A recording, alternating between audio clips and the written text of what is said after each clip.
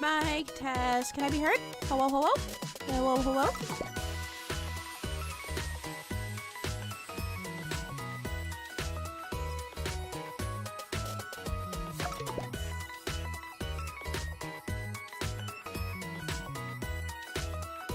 Making sure that I can be heard is the most important thing right now.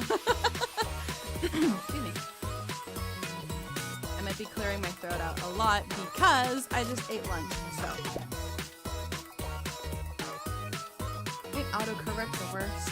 Ain't it the worst? Ain't it the worst? Okay. I believe now I can reveal myself. Okay. Give me just a second. I made sure that my iPhone was actually charged today, chat. We are in good hands. We are in good hands. Okay. I say that. Yeah, I was gonna say confidently we should be in good hands today. And by that, we're just having some slight scuff, but that's nor here nor there. Yeah, no suspensions today. No suspensions, and you know what? That's okay. We live and we learn, chat. We live and we learn. Okay, give me just a second. Okay, I've got to like go where it started, where it all started. It's actually working today. Hello, I am going to eat cat. How are you?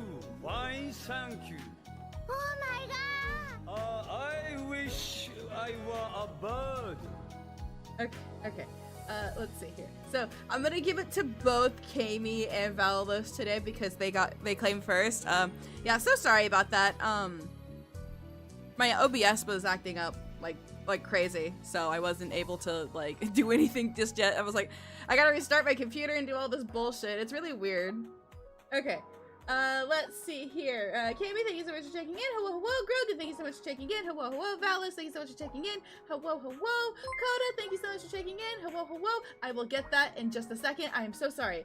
Puppy, thank you so much for checking in. Hello, hello. Nawanda, thank you so much for checking in. Hello, hello. Hello, Rota. Hello, Coda. Hello, everyone. Sunset, thank you. Thank you for the 27 months. Hello to my favorite band by Twitch streamer. I know, right? Hello, hello. Thank you for the 27 months. I really do appreciate it. Hello, Juice. Hello, Necro. Hello, Awazio. Hello, hello. Hello, Nimby. Hello, Simon. Hello, JT. Hello. I'm sorry. I said JT. I meant JV. I'm so sorry. Hi, Flash. Hello, hello. Hello, Kabungus. Hello. Hello, everyone. Hello. I'm so sorry about not streaming on Monday. Glasses could be slightly bigger. Oh, okay. Ah! Thank you! Thank you for that. Hold on. Let me enhance. Okay. Is this good? Do they need to be slightly bigger? Is this good for the silly glasses? Whoa! Golden Kappa! Oh my god, this is my first Golden Kappa train. I'm not even kidding you guys. Holy shit! Holy fucking shit! Holy shit! Oh my god! Oh my god! Oh my god! I'm actually freaking out right now. Holy shit! This is weird. Okay, hold on. Give me just a second. Hey, thank you for the 100 biddies. I appreciate it. I'm pinging the Discord. Hold on. I believe a Golden Kappa train is very, very hard to get. So, yeah. First, I know this has to be all in caps.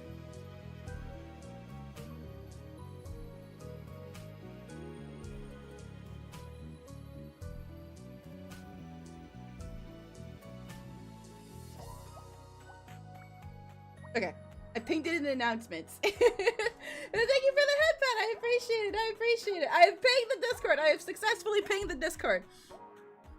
Yeah, I don't know what it, it's just huge. Like a Golden Kappa train is huge. So holy crap. What was I talking about? Oh, yeah, I had an internet on Monday, so I could not stream Xenoblade. Hey, Valis, thank you so much for the 100 biddies. I appreciate it. Thank you guys so much. I appreciate it. Thank you so much. Let's go. Holy shit. This is insane. You can't tell because I have the glasses on, but I am very shocked right now. I am very, very shocked right now. Yes, huge even. Yes.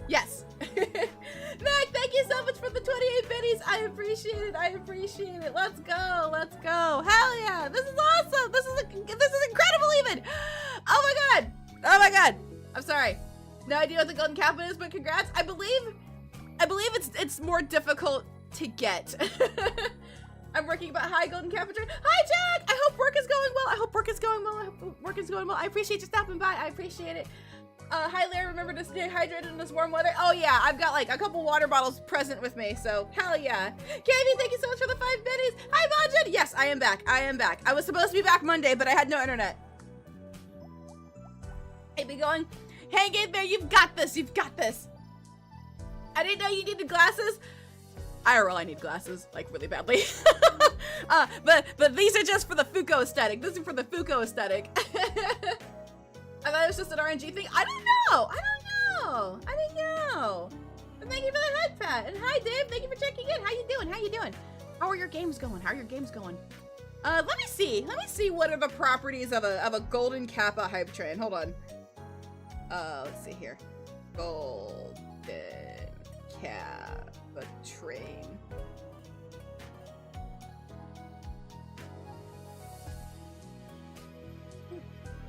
How rare is it? That's what I want to know. Damn. Why are you making me log in? Ah, Novi! Holy shit, Novi! Thank you for the 20 gifted! Oh my god! Holy shit! Thank you so much! Oh my goodness! I appreciate it! Holy shit! It is extremely rare. Twitch selectively triggers it for a handful of channels globally. Oh my god! Let's go! Let's go! Perhaps this is Twitch forgiving you. Oh, let's go! I'm forgiven! Let's go! Hey! We're on level 6 hype chain now! Let's go! Holy shit! Okay. Who got it? Let me see. Okay. Okay. Oh my gosh. Okay. So Nirwanda got one, Wybava got one, Majin got one, Jack got one, Mystic Shade Delight got one, Robin got one, Next Gen Campfire got one, Riddle! I know Riddle. Hellbent and Oni got one, Puppy got one, Kamer got one, Caldera got one, Mac got one, Sky got one, AC got one, Oliver got one, Claus got one, Shaq Fu Bastard got one, Kobanga's got one, let's go! Let's go! Twitch bans Lira, Twitch grants Lira a rare event, make up your mind. I know, right? Twitch is just a tsundere? Very true. I agree with this. Holy shit. This is exciting. I'm very excited. You just cannot tell with the glasses, okay? I'm sparkled-eyed even. Oh, well, okay, you see a little sparkles, but that's okay. Oh, excuse me. I had chicken nuggets with fries for lunch today. So I'm sorry if I'm hiccupy or if I do the occasional burp or if I do whatever. Just know that I'm sorry, okay? And I'm trying to stay hydrated and I am doing my best. But thank you for the 7 stream streak as well, Sunset. I really appreciate it. Lunch of a champion. Yeah. Honestly, you saying that reminds me of, I believe it's Steve. These are the fist of a champion. Oh gosh, oh man. I have a friend that thinks Steve sounds very weird in 8. Wait, should we have glasses, Lira, this entire time? Fubuki is disappointed? Wait, should the glasses stay on? Do you guys like the glasses? I mean, I can get glasses at some point. I do not have a glasses redeem because, my hair and assets do not work with each other very well. All right, so we're at level 6. Can we get to level 7? Maybe. And then I can say we got golden kappa 6-7. I'm sorry, please don't hurt me. Please don't throw anything at me. I'm sorry, I was just being silly. Okay? Don't throw anything at me. I'm sorry, I did the curse 6-7 and I'm sorry.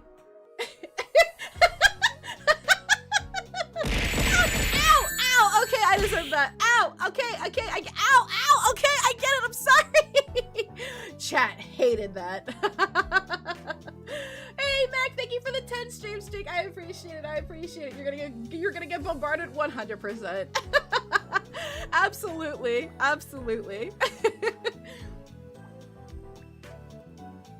Maybe I should have another redeem where, I don't know, Alex does a super or something and he just says he can't escape.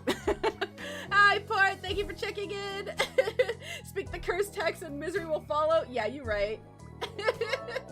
Hey, Sunset, thank you for the 100 biddies.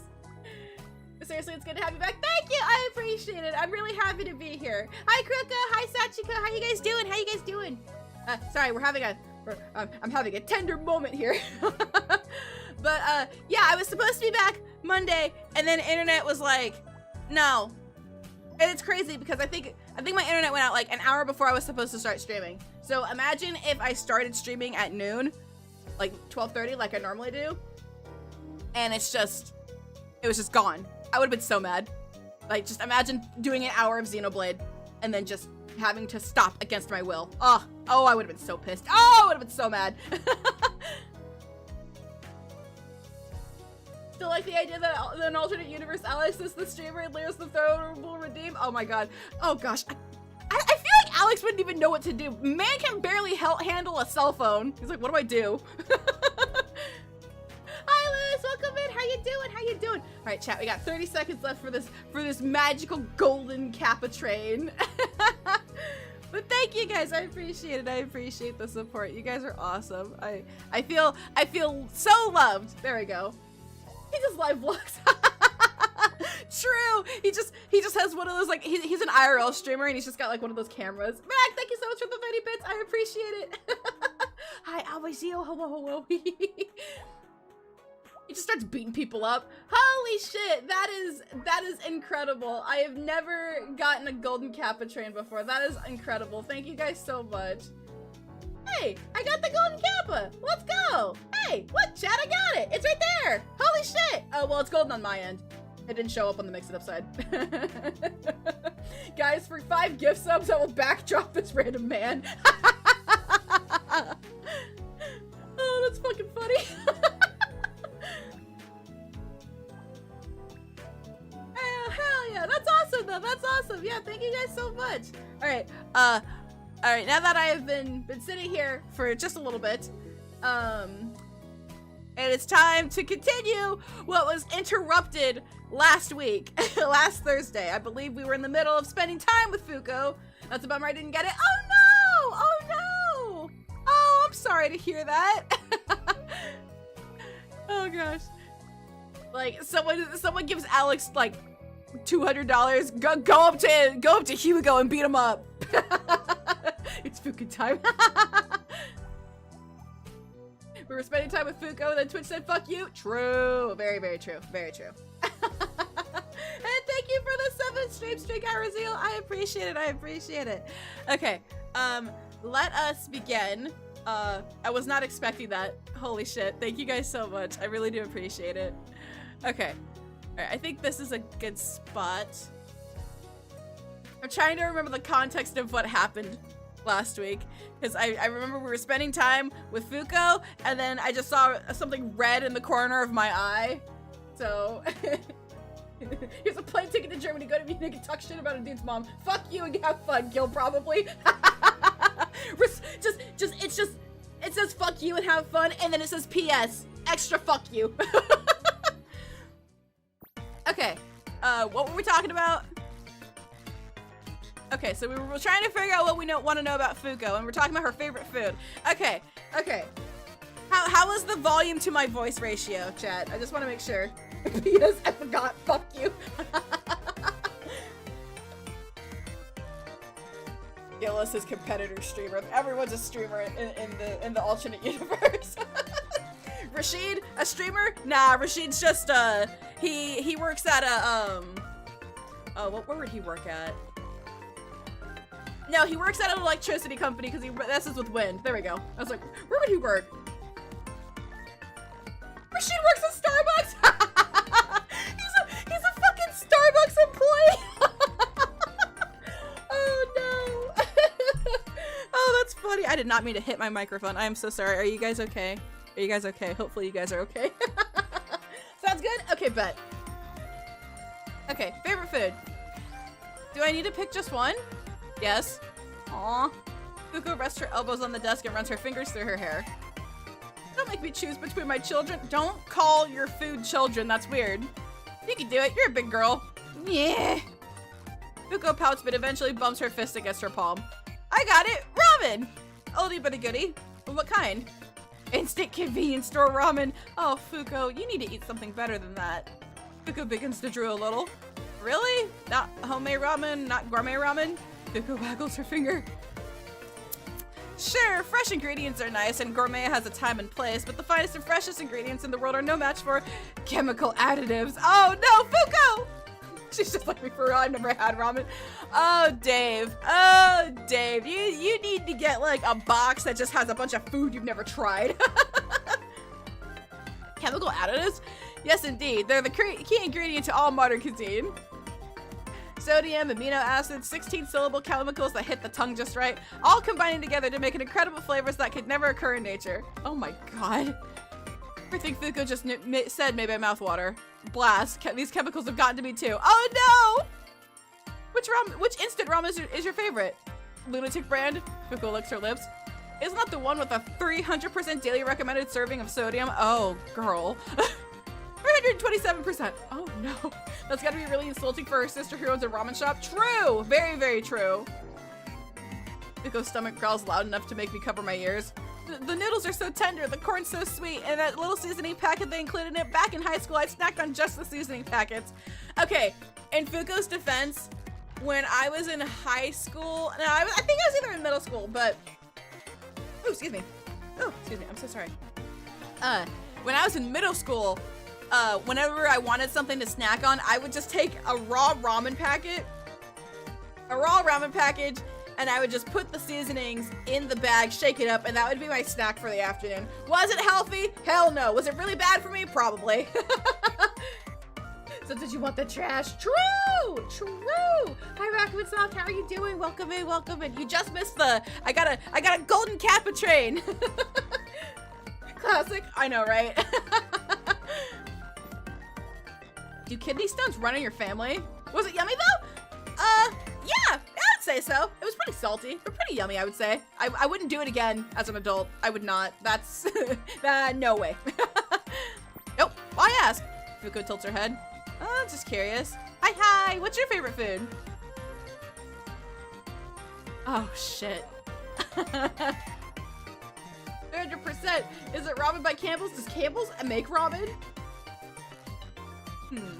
Hi, Jacko, welcome in. How are you doing? How you doing? Welcome in, welcome in. I love that emote. That emote's such a mood. Now that's a conundrum. I know, right? Curry is good. I love Japanese curry. Burgers, you can never go wrong with a delicious burger. And potatoes, I fucking love potatoes. Kidney stones suck. Only had one, would never recommend. Oh, that sounds awful. I wouldn't wish that upon my greatest enemy. Missy, how you doing? I'm doing pretty good. I am doing pretty good. I had some minor OBS issues like right when I started stream, but it's all good now. It's all good now. Yeah. Yeah, but other than that, yeah, I'm doing pretty good. I think I'm gonna go with potatoes though. Like the first thing that came to mind was potatoes. Like for this list, for me personally, it would be potatoes, then curry, then burgers. I fucking love curry. Like, because I love the universal thing that you could do with curry. You could make curry, and then you can have it with rice. And then if you don't want to have rice, you can have it with udon noodles. And if you don't want it like that, you can just have it by itself. Just give me potatoes. Those are also universal. Burgers, I mean, you can get burnt out with those at some point, but you could also have like a lettuce burger or a veggie burger. It's really just anything. Curry is just Asian chili. I didn't even think about it like that. Holy shit! Holy shit! Potatoes. Baked potato?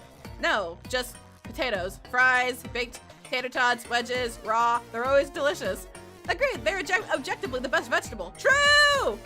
Delicious, hearty, full of calories, can grow just about anywhere. Best damn thing to come out of the triangular trade. You can get burnt out with burgers, fake American detective vehicles will be arriving at your locations. No, wait! Wait, no! No! Oh god, it's so over for me. See, Lira, I do eat my veggies. You need to eat more than just potatoes, Dave. Holy shit. You can make a ton of stuff with potatoes. This is very true. My go-tos are like fries and mashed potatoes and like breakfast potatoes. The possibilities are endless though. Have you guys seen, there's an image online. I believe they left a potato near their office and the potato just kept growing. It never like, it just kept growing. It had like pink vines. Hi Dan, welcome in. How you doing? How you doing? What do I want to know about Fuko? Goals. You got any life goals? I want to win the lottery, 100% all my gacha accounts, and maybe make a game museum/arcade. 100% all of your gacha accounts. That means you would have to get every single. If I'm thinking like the first game that comes to mind is like NEET, for example. That means you would be needing to get all of the costumes, all of the girls. Oh my god. What, I think I've seen that movie? Yeah, that's how a zombie apocalypse starts? Yes! That shit's scary, man! It's scary! Data's nature's Elchator is true! All the dupes. No! Oh gosh. Oh no, dupes are scary. Speaking of Nikke, I've been trying to get another copy of Annis before she left. I think I did over 100 polls, and I didn't get a single SSR. I was so pissed. I was like, are you kidding me? Holy shit, she is punishing me. And then I tried to get a couple more copies of Neon. Nope. So I'm just done. I'm done pulling. I have respectfully thrown in the towel. I cannot. Most things. Oh no, I'm going to die with this bad soul. Where the fuck is the soil? True. So true. Literally, how do you 100% a live service game? It's inherently unfinishable. This is true. Unless, you know, they go, hey, guess what? EOS. What if you don't win the lottery? Fuko shrugs. I'll keep being a nobody. There's a solemn acceptance in Fuko's voice. This doesn't sound like a response she's made on a whim. She sounds like she's considered this. What about you? What do you want out of life? I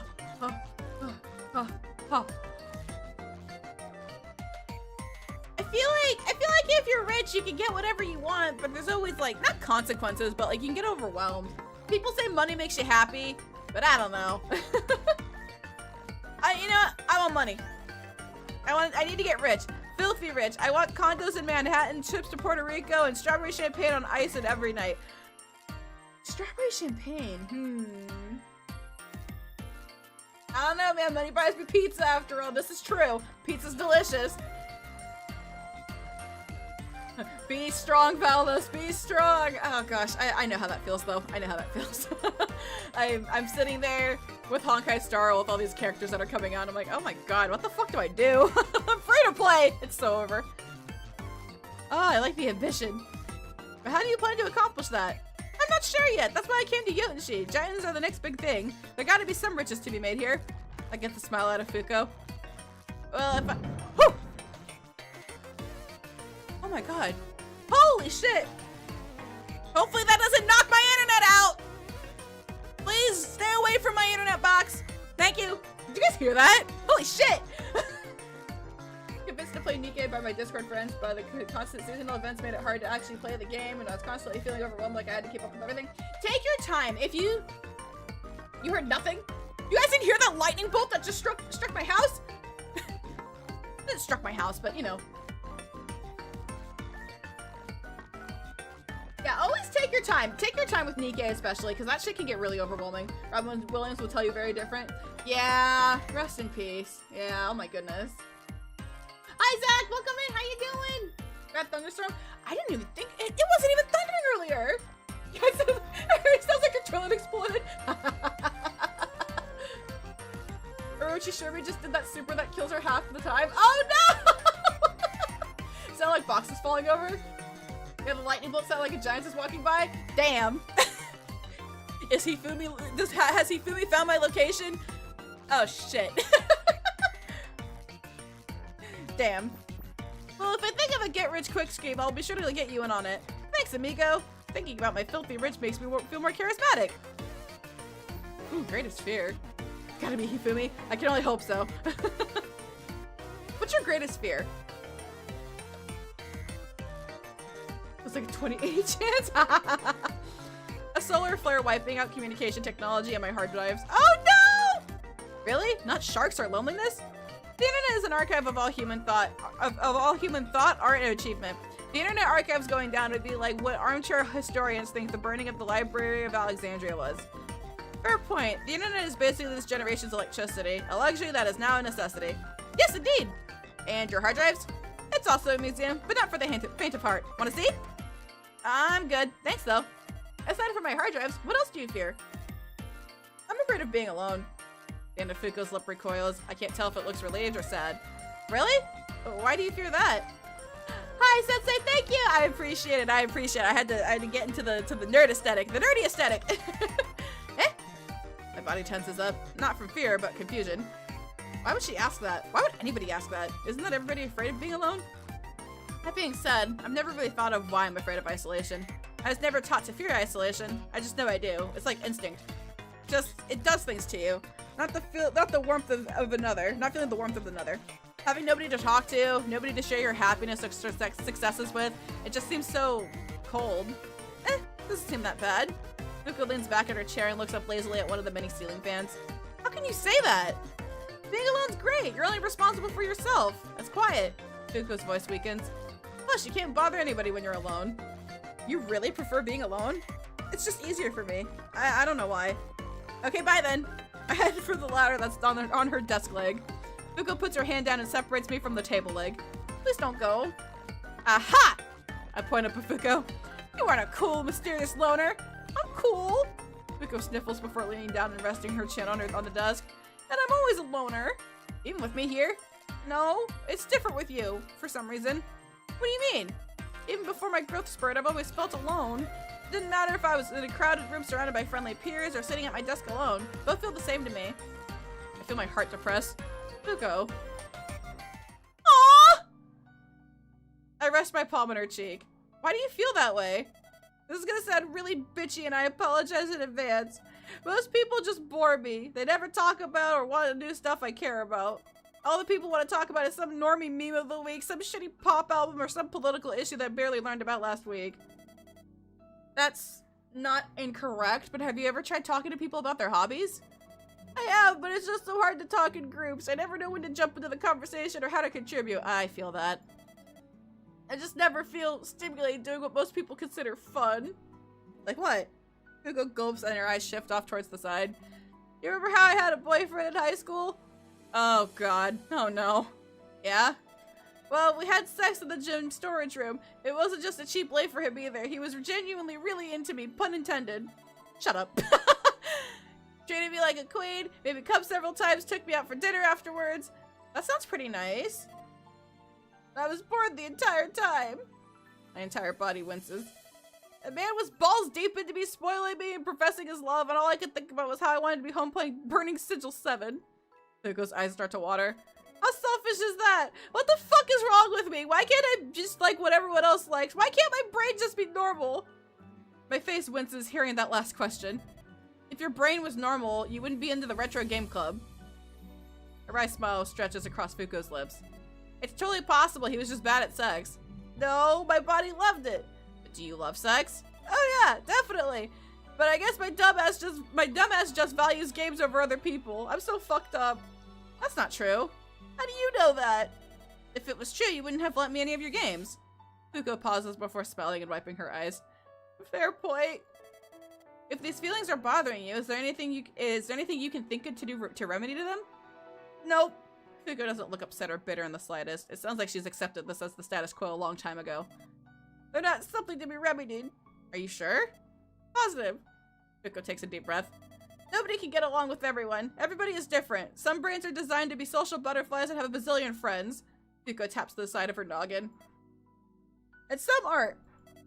Do you hate everyone else? Fuko shakes her head. No, not at all. I know most people aren't evil or malicious. I just don't care about them and they don't care about me. It's not sad. It's not bad. It's just how it is. Do you care about me? Fuko looks down at me and pauses for a moment. I do. A lot. Despite being bigger than a house, Fuko looks vulnerable, tender even, and she's not the only one. It's been forever since anyone had said they cared about me. I still can't believe Fuko said that, but I wish I could ask her to say it again. Aw. Quick, think of something smooth to say. Thank you. Fantastic. 10 out of 10. Why do you care about me? Club just feels cozy with you. You're like a little bonfire. It's easy to talk to you for some reason. I feel the same way. I always feel relaxed in this room. Thank you. Fuko scoops me up and gently presses me against her tummy. I'm really glad I met you. I never thought I'd be able to talk like this with anybody ever again. Thank you. Fuko's hand trembles a little, but her belly slowly rises and falls against me every time she breathes. My arms and legs stretch out to hug Fuko to the best of my ability. I know I can be weird sometimes. I know I can talk too fast or not make any sense. I know I'm not the easiest to get along with, so thank you for putting up with me. You're not a burden, Fuko. I rest my forehead against her belly. Don't ever think of yourself as a nuisance, okay? What are you gonna do about it, Fuko looks down with me with a smug expression. Her glasses are a bit foggy, but her smile is genuine. Her hands have stopped trembling and her body feels more relaxed overall. This? I press my mouth against— oh my god, not a goddamn raspberry! Hey, stop that! Hey, thank you for the 55 stream streaks back, holy shit! I need to hydrate after that, holy shit. Fuko laughs, kicks her feet, and leans back into her seat, but she never pulls me off of her. Not till you feel better! I come up for air before blowing against her tummy again. Stop! Fuko and I spend the rest of the evening tickling each other and messing around. It hurts to smile, it hurts to breathe, but I haven't been this happy in a long time. I feel different after tonight. Better. I haven't had a heart-to-heart like that in a while. It was nice. Wholesome! I can't believe it's been 55 already. It feels like yesterday I came around. I know, right? Holy shit! It has been a time. It's been a time. Okay, so we definitely need to sleep. Lots of sleep, even. Lots of sleep. And maybe more courage.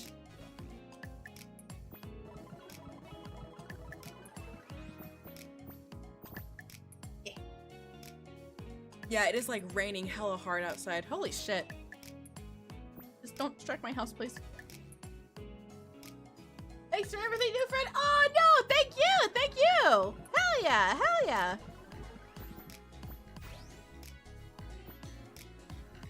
We gaming with Fuko. Hey.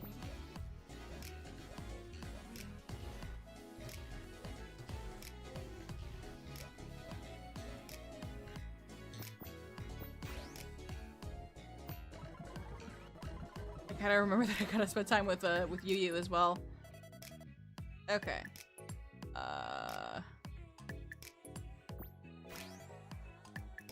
Okay. No. Okay, sorry, hold on. Hi, Link! Thank you for checking in! Welcome in, how you doing? The fence is comfy. Also, everyone behaves themselves while we sit on the bench. No matter what we do, we'd end up pissing off a lot of people. So I say we just chill out for now until something drastic happens. Fair point. Everyone loves the idea of revolution until it's their house getting bombed. Okay. There we go. Hi, Empire! Welcome in! Welcome to the stream. How you doing? Alright. Book smart! I don't know what it is, but I really feel like empathy has always given me the worst problems. Christmas party. Okay, I think I kept it simple last time. Okay, so this is the Christmas party. Okay. Oh, whoopsies. I think I can save here, actually. That's appropriate. Okay, so let me see here. I'm trying to think. So Shima Uta, that was Hifumi, but we didn't do pop or something that doesn't require a lot of singing.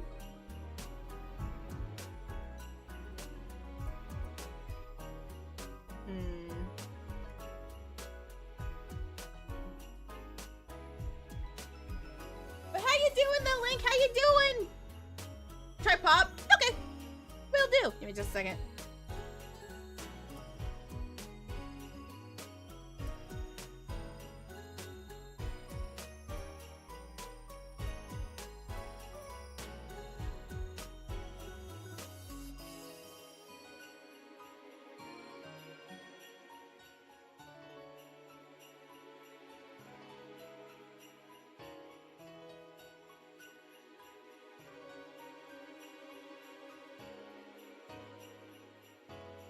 Okay. Alright, we're trying pop. I got an idea. Maya lays down the tablet in front of me. To me, it looks less like a tablet and more like a monolith. I start running around the keyboard and start putting in my song name. What are you gonna sing? It's a secret. After a minute of running and jumping, I finally finished my search and hit enter. A variety of album covers filled the screen. Oh no, that's not it either.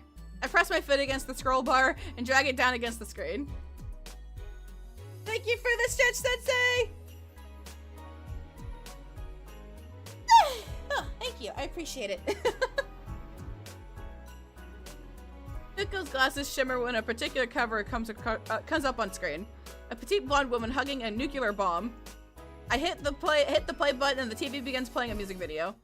It opens with a gruff man wearing an eye patch staring down a blonde woman piloting a robot in nothing but lacy underwear. They're fighting atop an offshore rig. Before I could even say the first words... Oh, hell yeah! Fuko and June both jump up from the sofa and grab the mic.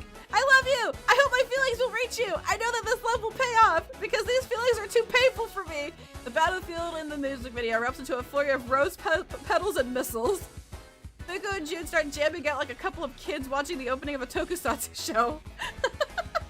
I can't remember when it all began. June snatches the mic from Fuko. I met people like you everywhere I went. Fuko snatches the mic right back. But why is it out of all of them? It is only you that my heart beats for. Fuko remembers I exist and points the mic at me. I've begun to hate myself for stealing away precious emotions. That define you as human. And every time I have to act indifferent to you, the pain in my heart just grows and grows. A nostalgic guitar riff fills the room. With just 2 notes, I'm thrust back into elementary school watching TV on a lazy Saturday morning. Is that a Yakuza reference? I think so! I think so! Fuko and June both look down at me. What is it that you truly desire? The only thing that I wish for is to be by your side. For all eternity. Everyone in the room yells Doki Doki. The entire room erupts into a frenzy. June and Fuko begin working up a hell of a sweat while singing their hearts out. Maya tosses out glow sticks, so Hifumi and you begin to what's okay? Oi! Maya claps. The mood of the room has changed. With every beat, my body falls deeper and deeper into a vicious trance. I've never been one for concerts. They've always been too loud and busy for me. Never got the appeal of idols either, but I'm starting to get it. There's actually 2 references here. Oh, okay. Fuko and June are so passionate about this song, the brightness of the glow sticks, the song's powerful percussion and seductive melody. Everyone's having so much fun. It's infectious. I'm not getting that mic back, but I'm not even mad. It's their song now. They've earned it. All I can do is support them. I copy Hifumi and Yuyu's dancing to the best of my ability while keeping my eyes on June and Fuko. Okay, and just to see it without the UI, this is so cool. Hell yeah. After 4 minutes of rapturous dancing, the song begins to slow, and the battle of the music video has come to a close. The eye-patch soldier falls to one knee, carrying a rocket launcher over his shoulder. He's been depleted of all of his ammo and his will to fight. The robot before him is smoking on fire. Yet the woman inside looks far worse for wear. She's bleeding from her forehead and covered in shrapnel and soot. She smiles at the soldier before falling backwards with her robot into the cold ocean. Fuko and June are both out of breath, but they look like they could sing for 1,000 more years. Both of them glance down towards me. I love you. I hope my feelings will reach you. I know that this love will pay off, because these feelings are too painful for me. So why don't we stop this? Fuko and June put their backs to each other and slowly raise their arms to the ceiling. Fuko and June hold the pose and catch their breath as everyone else in the room whistles and cheers. Hell yeah, sis! A marvelous display! June and Fuko look very pleased with themselves. June wipes some of the sweat from her brow and downs the whole bottle of water before turning to Fuko. Where the hell did you learn that song? I could ask you the same. Fuko downs an entire can of soda and lets out a hearty burp. Peace, princesses by Oshi. Yeah, you still have boxes of her merch, which you still haven't opened, by the way. I can't open them, they'll lose value! She'll rename you any day now! Fuko turns back to June. But yeah, I was super into her back in middle school. I watched every anime she was involved in. Didn't matter if she voiced a character or just sang the opening. If she was there, I was in. What about you? Oh, I had a lot of free time as a kid and couldn't do much. So I just spent most of my time watching whatever showed up in my recommendations. And the only things that would show up would be her music videos, funny cats, and internet horror stories. No way! I never knew you liked internet horror too! Which one's your favorite? Is it the Dark Web Invader? Lost Media Snatcher? Tell me! Oh, I don't remember. It's been a while since I've watched any of that stuff. Aw. Fuko's okay falls limp. Jun pauses for a bit. I do remember one thing, though. It was some story about a game that sucked people into it.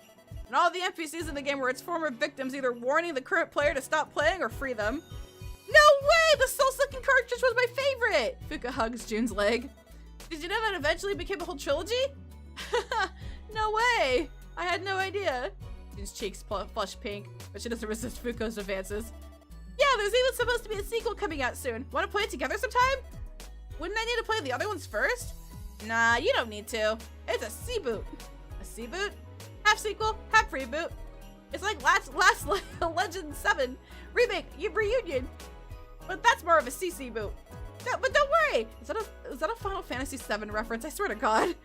But don't worry. There's an iceberg video that can catch you up all on the lore. Oh, no! Great, I'll watch that then. How long is it? Only 4 hours. Only? It's incredible. It's not longer. The video maker really did a good job condensing such rich, deep lore into only 4 hours. I guess I could listen to it while I work out. Thank you, Jun. Fuko pats Jun's thigh. Aw, the sleepover is gonna be so awesome. Fuko and Jun soon surrender the mic to Maya and retreat back to the couch. I feel a bit closer to Fuko and Jun now. Okay, I think, yeah, we already did all this. Oh shit. I forgot they did Never Have I Ever. Oh fuck. Let me stretch again. Oh my goodness.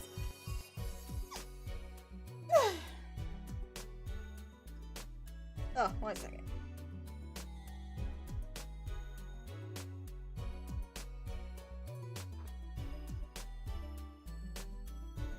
Okay. I don't remember what I did. I think it was...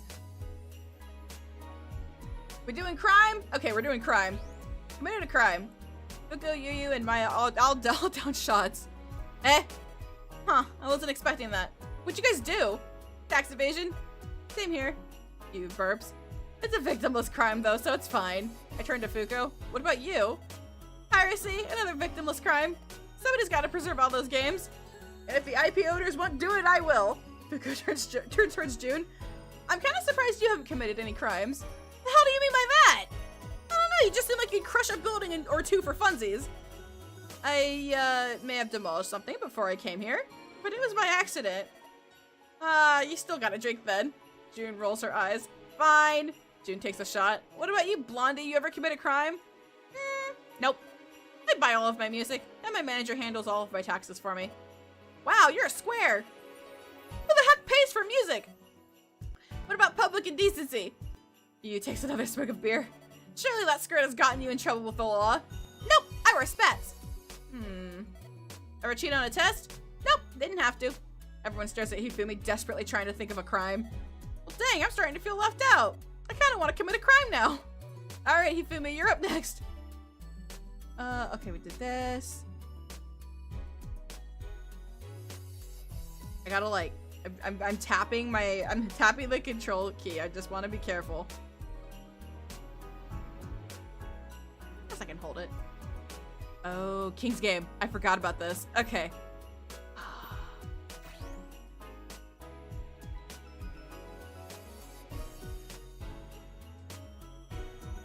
Okay, I'm trying to remember.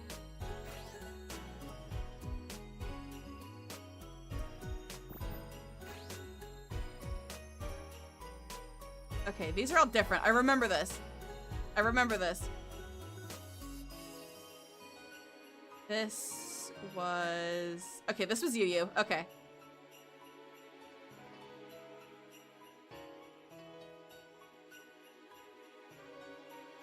Sorry, I'm trying to remember. It's been a bit.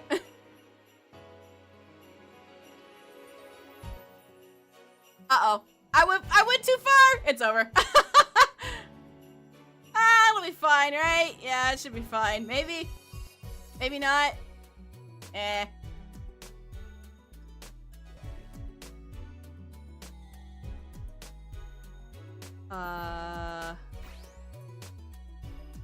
Okay.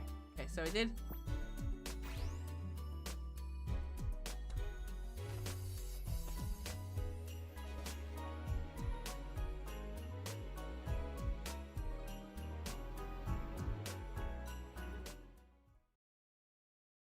Hopefully I didn't screw this up. Okay.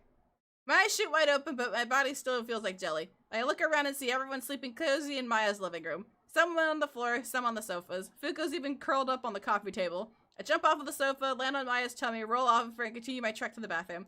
Only to feel fingers wrap around and ensnare me. What the? Okay. Seconds later, I find myself pressed against Fuko's chubby cheek. What? What puny creature dares to infiltrate my throne room? Please don't hurt me. I'm not worth any experience. I try and pry myself from Fuko's cheek, but her grip was too strong. But you're just enough EXP to level up. Fuko licks her lips. And you smell mighty fine, too. Are you even asleep? Yes? Prove it. Oh, no. I heckin' love sleeping. What are you doing? Fuko promptly drops the act. I just wanted to have a cute heart-to-heart. Like in the shoujo mangas. And what's cute about eating me? Do you actually want me to answer that? No. Aw. You're my big mouth. And everything was so perfect for it, too. The moonlight glistening and then through the window, the silence, everybody all liquored up. It's perfect for a fluffy moment. I fall limp in Fuko's hand. The liquor simply becomes too much for me to bear. I need to sleep. The need to sleep outweighs the need to pee. Eh? Amigo? You alright? Hi, Ricky! Welcome in! How are you doing? Eh? Amigo? Are you alright? Fuko pulls me away from her cheek and pokes my stomach twice. It tickles, but I'm too tired to care. Fuko pokes my stomach 10 times. Beep boop boop beep boop beep boop beep. Then puts me against her ear. Hello, Earth to Amigo! My body remains flaccid in her hand. Oh, I get it. Fuko stumbles to her feet, puts me back on the sofa, and pulls a part of Maya's blanket over me. Good night, amigo. I feel a pudgy finger run through my hair. It's shaking. I feel a pair of chubby lips engulf half of my body for a moment. I hear Fuko retreat back to the floor and roll across the room. I sleep peacefully through the rest of the night. Alright. Alright, let me eat my chicken nugget really quick.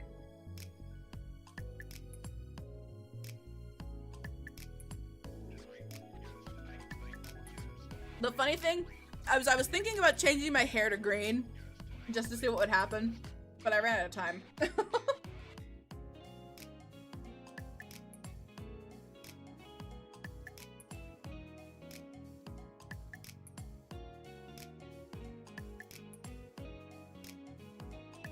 Hey yo, good night kiss? Hell yeah, also hand over those nuggets, you don't need them. I'm hungry though, I'm hungry.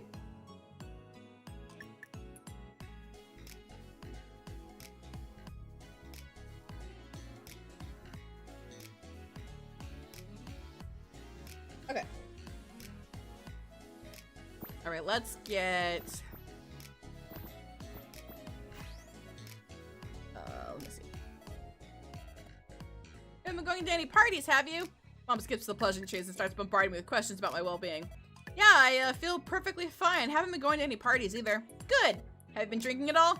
Like, a drink a week at most. Under what circumstances? Having a drink with my boss after work? Okay, just be careful. There's lots of alcoholics in the family. I will be, Mom, thank you. Brought this up, by the way. You remember Ryuji from your high school class? Vaguely. Barely talked to the guy, but he seemed nice enough. He died via alcohol poisoning this week.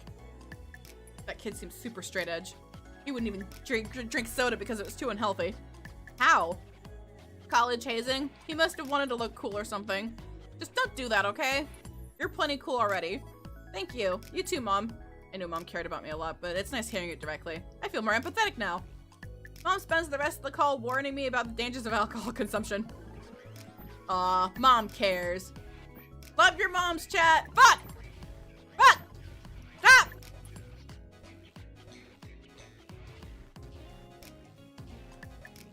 I'm gonna punch this. I'm gonna punch this painting. I'm gonna put a hole through this goddamn painting. Moms are legally required to think we're cool, though. This is true. This is very true.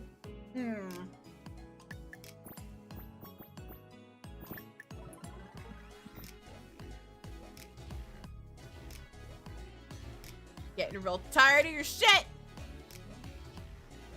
You guys see this? This painting's fighting me. Okay. You're thinking like a true artist now. I'm sitting on the retro game club desk once again, snacking on a potato chip that is as big as me. Fuko's been restless the entire club meeting. She'll boot up a visual novel, play it for 5 minutes, then shut it off and boot up a different one.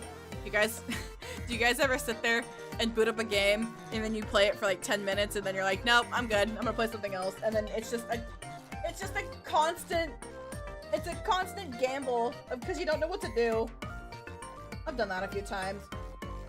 I pick up, like, I think twice a year, I pick up Persona 4 Golden. I play it for maybe a couple of hours, tell myself I'm gonna play it again tomorrow, and then I don't. And it's funny because I'm just in my New Game Plus route, trying to get all the books. And then I lose track of what I was trying to do. It'd be like that though.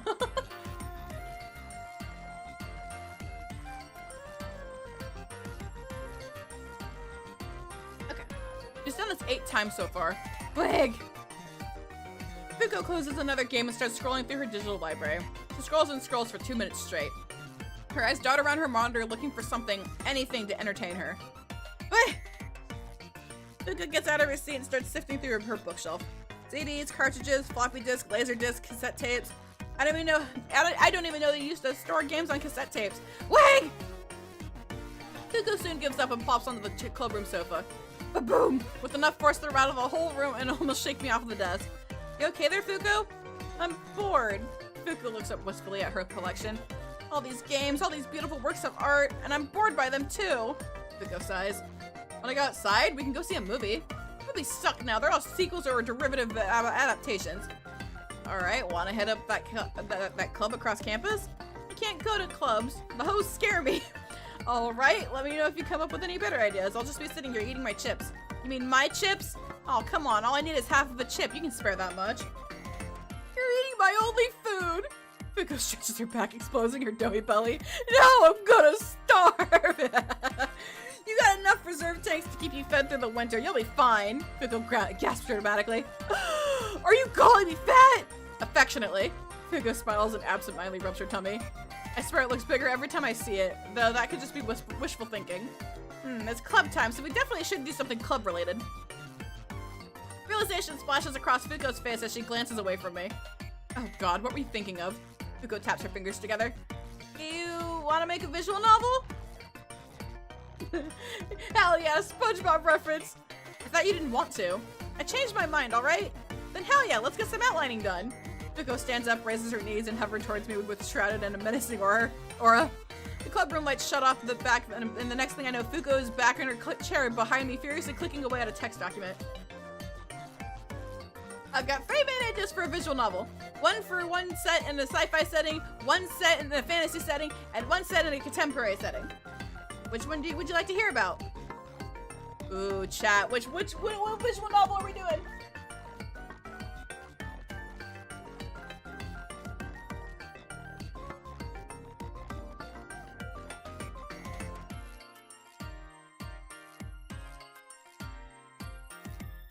These are all very promising, I think.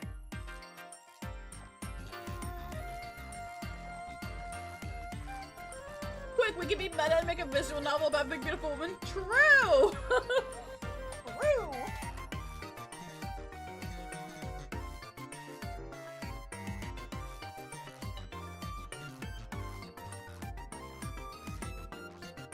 I can make a poll. I'll make a poll.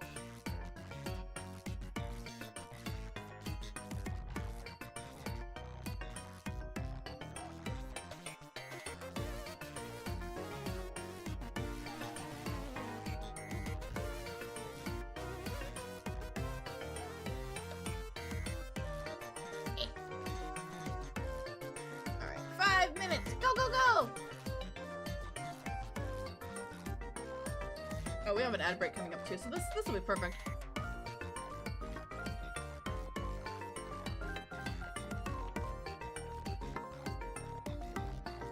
You have to pick all? Oh, really? Oh, bet. Okay, never mind. Can I end this? Can I end this poll? Uh-oh. I can't. It's over. My bad. We'll pick after the ad break though.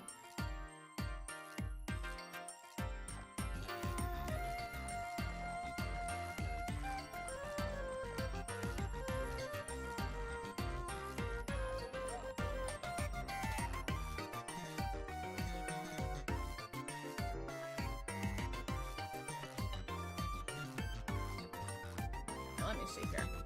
I'm learning a lot today. True! Very true.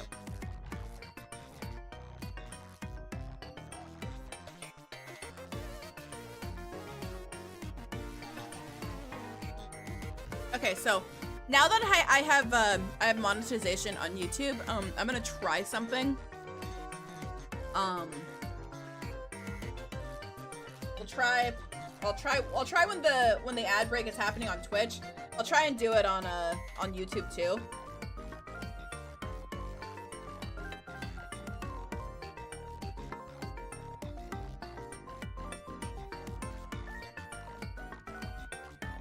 The glasses are there to show how smart and say-so in the educational Lira is. Yeah, I'm so say-so, chat. Look at me go. Look at me go. I'm say-so. I'm smart and say-so and extra smart.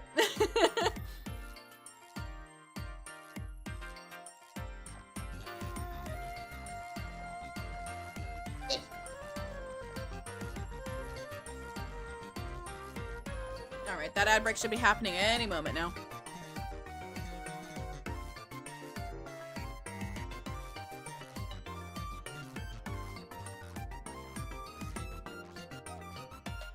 Okay. How do I do this? Ads inserted. Huh. Okay.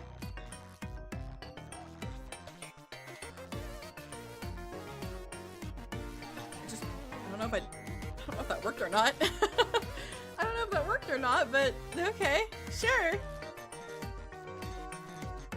Also, I can make a highlight video. I can add a stream marker. What does that mean? I have all these tools to my disposal and I don't know what they do! Oh, my bad. My eyes are still, like, super sparkly. Okay.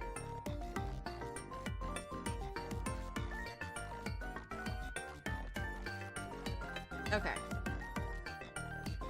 Ugh, let me see if it's still raining out. That was really, really bad.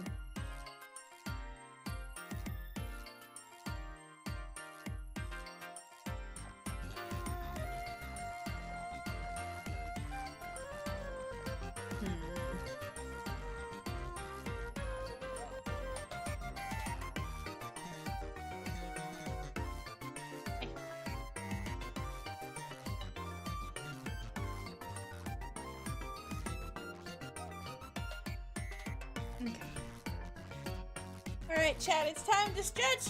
Get some stretcheroonies!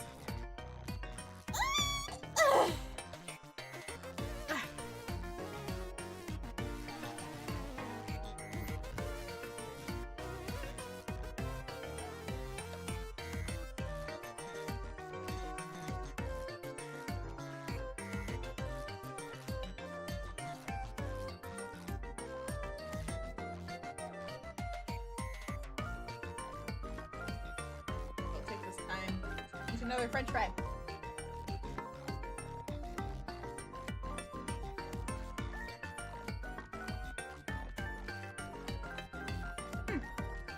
Thank you for the posture check. I appreciate it. I have adjusted my posture properly. And I did my squats. I did my squats before stream, and then I did it again when I had to restart my computer. So I will do my squats the next ad break.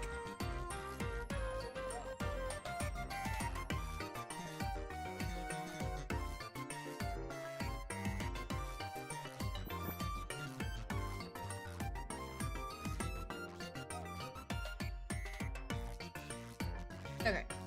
Alright, so we'll start from the top. Oh wait, we won't start from the top yet. Sorry. Sorry.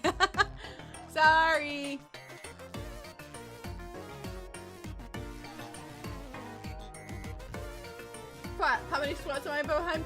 About 30. But not too bad, not too bad. Alright, chat, welcome back from the ad break. Welcome back. Pitch that sci-fi story to me. Fuko claps her hands together, blowing me back with an airwave. The story starts in the 24th and a half century. The protagonist works for a space logistics company and crash lands on an alien planet after a ravenous space bunny attacks his ship and steals all of his cargo. Uh-oh. That's crazy. I like the setup. What does protagonist Kun find on this planet? Monster girls? Monster girls? of every shape and size. Lamias, Ushimimis, ghost girls, dryads, centaurs, minotaurs, robot girls, harpies, slime girls. Lira, do you have something to explain? I don't know what you're talking about. I have no idea what you're talking about.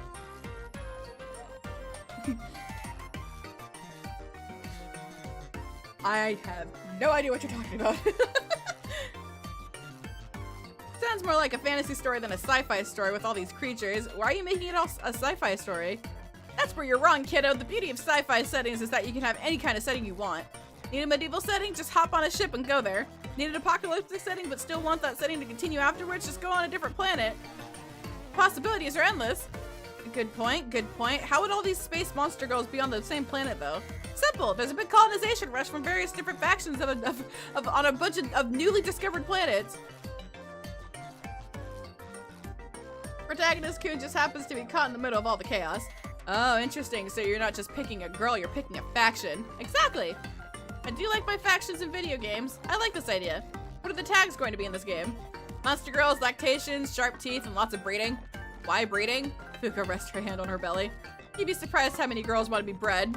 Is it a lot? Fuko nods. Baby fever is a powerful, terrifying mistress. Thanks for the warning. Oh boy. Ravenous Space Bunny eating all the cargo is Pikmin 2. 24th and a half century is Duck Dodgers. Man, I think I maybe watched like 3 or 4 episodes of Duck Dodgers, and I've never touched Pikmin. I've not touched Pikmin yet. Alright, fantasy. Let me hear more about the fantasy story. Oh, you'll be a big fan of this one. I'm scared.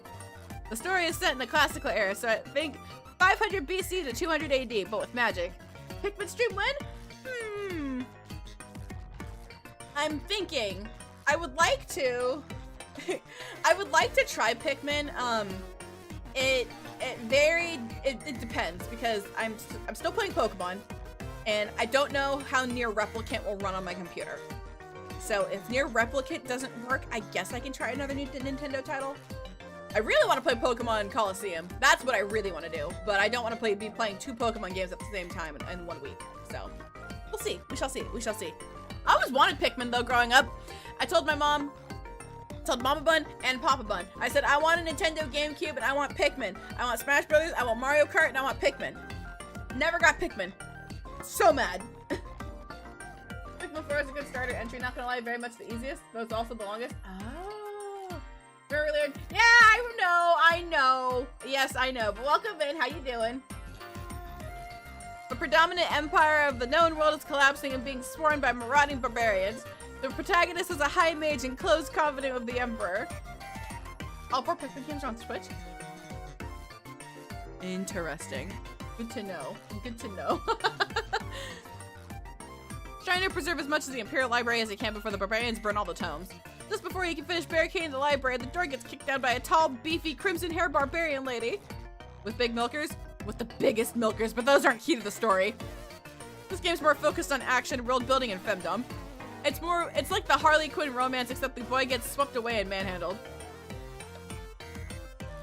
That sounds pretty fun. I do like fantasy world building. And big women. I sigh. And big women. So, what are the tags for this story? Tan skin, femdom, size difference, big breasts of flowering, femdom. Oh! Sandwich! Thank you so much for the 2 months! I appreciate it! It doesn't feel like 2 months though, huh? Holy shit, that's crazy. Building your commander deck? I tried to get into Magic the Gathering. I got confused. So I will stay with my Yu-Gi-Oh that I barely play. Give me my Dark Magician Girl deck and I will be happy. Okay, sorry, let me read these tags again. Tan skin, femdom, size difference, big breast, flowering, femdom, non-con, lactation, impregnation, teasing, biting, spanking, femdom. She's listed femdom 3 times. I'm sure I'm forgetting a few. I think you forgot femdom. And femdom. Are you a woman even femdom? I thought it was just a guy tag. Fuko shrugs. Depends on the guy and the gal. To me, tough people don't look good tied down. Her eyes focus on me. Cute people, on the other hand. Fuko's fingertip starts caressing me. I can play with them all day. Cute. There's that word. The word that drives me crazy. The word that makes me melt. The word that makes my knees buckle and turns me into a lovey-dovey idiot. My touch-starved body leans into Fuko's fingertip. Do you really think I'm cute? Adorable. Fuko leans in closer to me while continuing to caress and poke. I want to dress you up and put you in a dollhouse sometimes. Thanks. And then I'd give you a little accessory, put you on a figurine stand, and put you in a bunch of poses. I got a big dioramas for you and take pictures. Want to take Lira on with my Dragon Maid deck? I have not touched Yu-Gi-Oh in a hot minute. I think the last time I played Duel Links was, hold on. Whoa, what the fuck? No, stop! I pressed a button! I'm sorry! I'm so sorry, I pressed a button! Holy shit, okay, we're back. Sorry. I pushed the wrong button. Okay. I'm on my Steam, hold on a second. Alright, Duel Links. I have not touched Duel Links since November 21st of 2024. That was the last time I played Duel Links.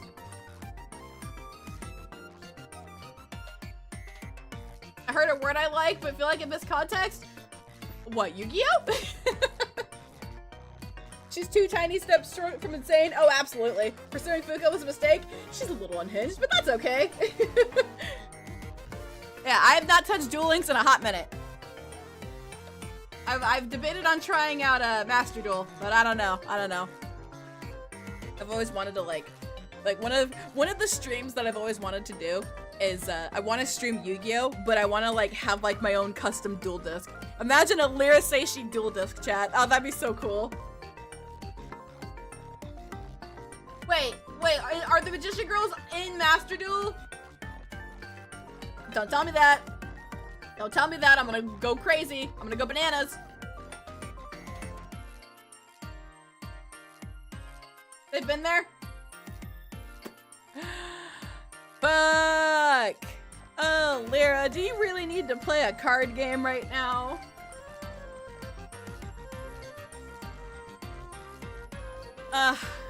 Well, maybe I'll stream it. Maybe. We'll see. Oh god, oh fuck, I think I unlocked a new fetish from Fuko. Quick, think of a way to get her back on track. So, why are you including size differences in the story? Meta's bad right now, you're good? Uh-oh. God damn it, it's always the meta, man. Is it? Because when I was playing Duel Links, the worst meta was freaking Salomon Great. Man, freaking card games. Fuko's eyes focus. Because size differences are always cute. I agree with this anyway. Always? Always. Why? They just are. I love everything about them. I love the juxtaposition. I love the scenarios. I love the imbalance of power.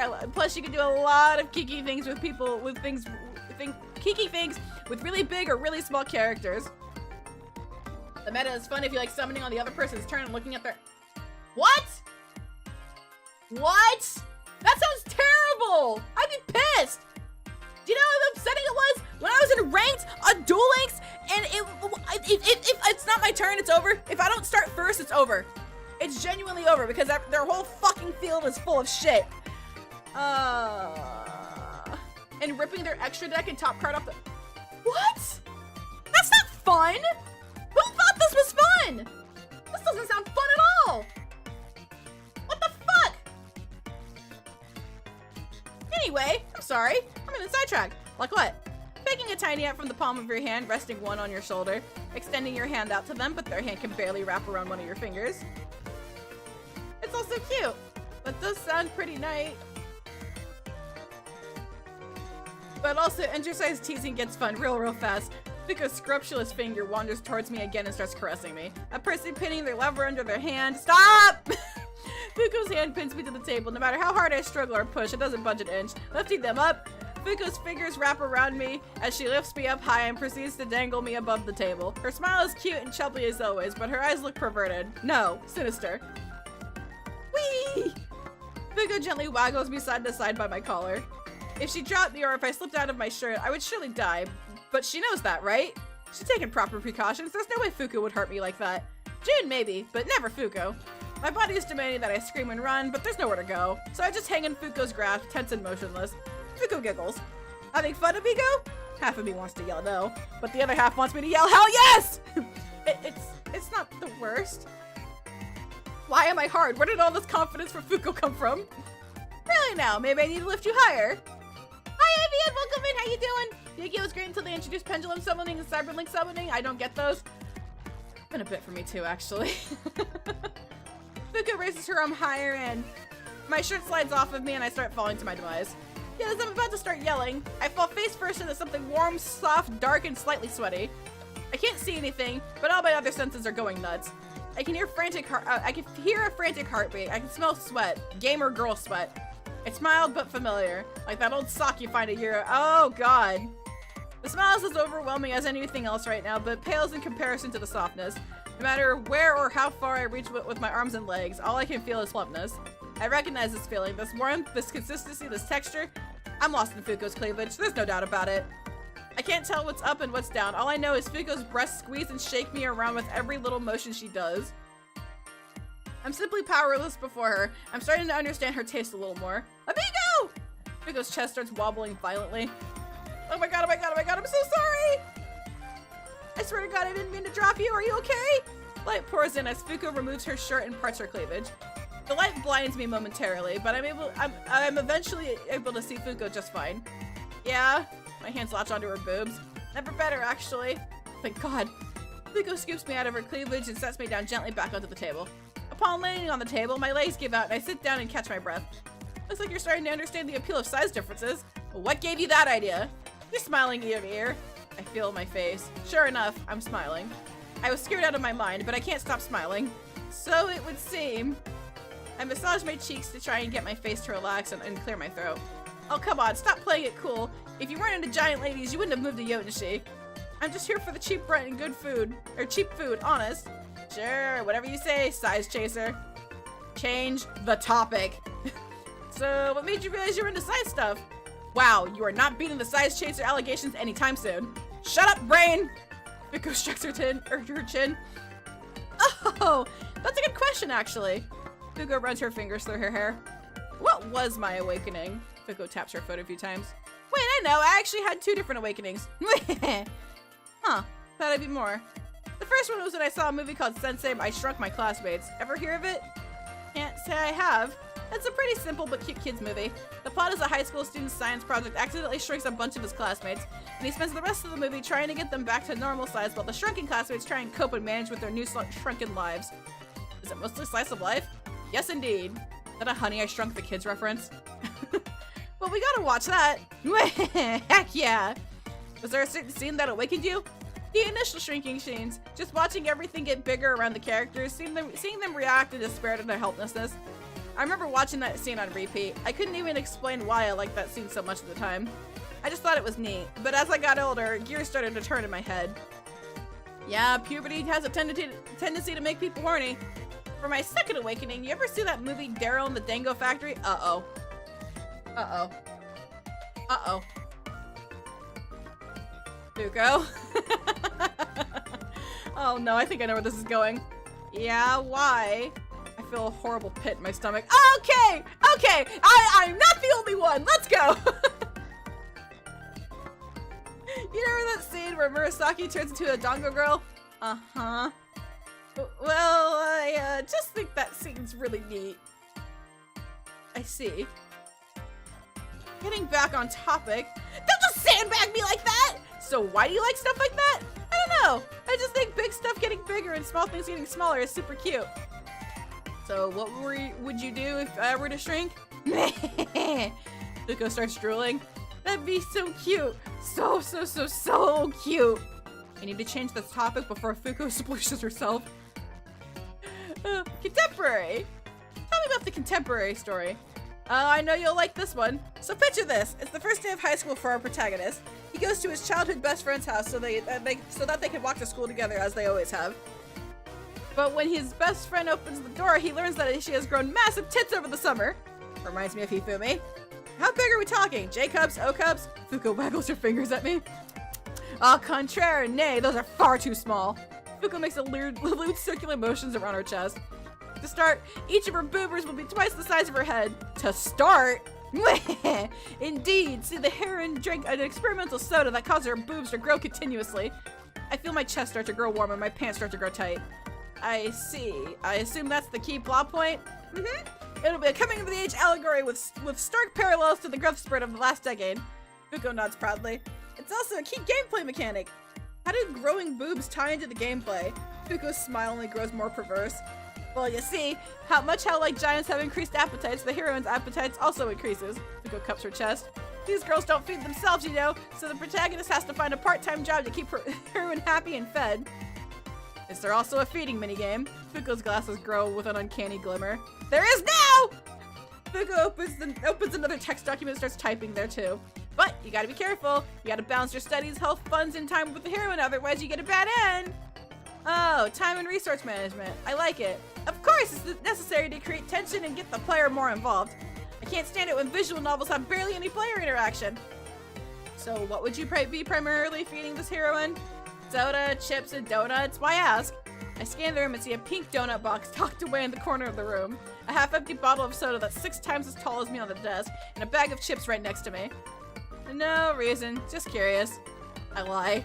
Any reason why you're including feeding in a particular game as a game mechanic? It's just cute, okay? It's nice being spoiled. Really now. I bend down, reach into the bag, pull out a massive chip, and hold it upwards. Say, ah, then. Fuko's eyes sparkle as her smile stretches ear to ear. Ah! Fuko lingers over me with her mouth wide open. Her tongue's bigger than me. Beads of saliva bigger than my head drip down around me. If Fuko wanted me, she could have swallowed me whole right now, but she would never. Fuko daintily licks up the chip in my hands and chews it with a satisfying crunch. Ah! She leans back, rubbing her belly. Food always tastes better when somebody feeds it to you. My legs give out and I fall backwards onto my butt as adrenaline flows through my body. Sweat drips from my forehead as my arms and chest tremble. Fuko bends down and pokes me. Are you okay, dude? You didn't shit yourself, did you? No, I'm fine. I hold my chest and take a deep breath. What the hell's wrong with me? Am I scared? Aroused? Exhausted? Fuko gently taps her finger against my chest. Deep breaths, amigo. Deep breaths. Fuko's tapping eventually calms me down and I sit back upright. Anyway, how busty does the heroine end up getting? That depends on how well you manage your time and kept her fed. Right now I'm thinking the best ending leaves with the heroine with house-sized boobs. How would that even work? Oh, don't be so prudish. You see house-sized boobs on the way to campus every day. Yeah, but those are attached to giant ladies. It just works. Don't worry about it. Fuko's right. The moment I start worrying about logistics and realism, house-sized boobs seem pretty nice. Softness, the sheer size, how powerful she'd be. She could smother me with ease, knock me over just by turning around. Lira, I have a question. What's your question? I could be lost in her cleavage and she could never even feel me. The more I consider Fuko's hyper boob story, the more I begin to like it. My mind ponders the endless possibilities. All sorts of scenarios, both cute and lewd, creep into my mind. What if we made a game where you could date a bunch of giant hot girls and you have to manage your social stats and sleep? True! That'd be very interesting, right? I swear to God, this wound's corrupting me. And that's all my ideas. What do you think? Fuko smiles smugly and wiggles her eyebrows. Wait a second. All of these visual novels are porn! The porn ties into the themes of the story and it's necessary for the character development, I swear. Oh no, I believe you. Just, wouldn't it make it harder to publish? A little bit. I can code our own website and handle the shipping of physical copies. I can also code a safe for work version to publish on digital stores and provide a not safe for work patch on our website. Oh, well then that should be fine. Don't know why that'd still be necessary in the current year? Fuko rolls her eyes. Western corpos get to publish games with full frontal nudity and people getting mutilated by buzzsaws and spears, but God forbid if I expose one anime titty! Fuko takes a deep breath. Sorry for the mini rant. Do you have anything you'd like to pitch? Let me think. Oh boy. How likely is Fuko and Devore have the feeling is yes? I don't know. That's a very good question. I don't know. She's into pretty kinky shit, I guess. That is an excellent question, though. Let me get some water. Ah.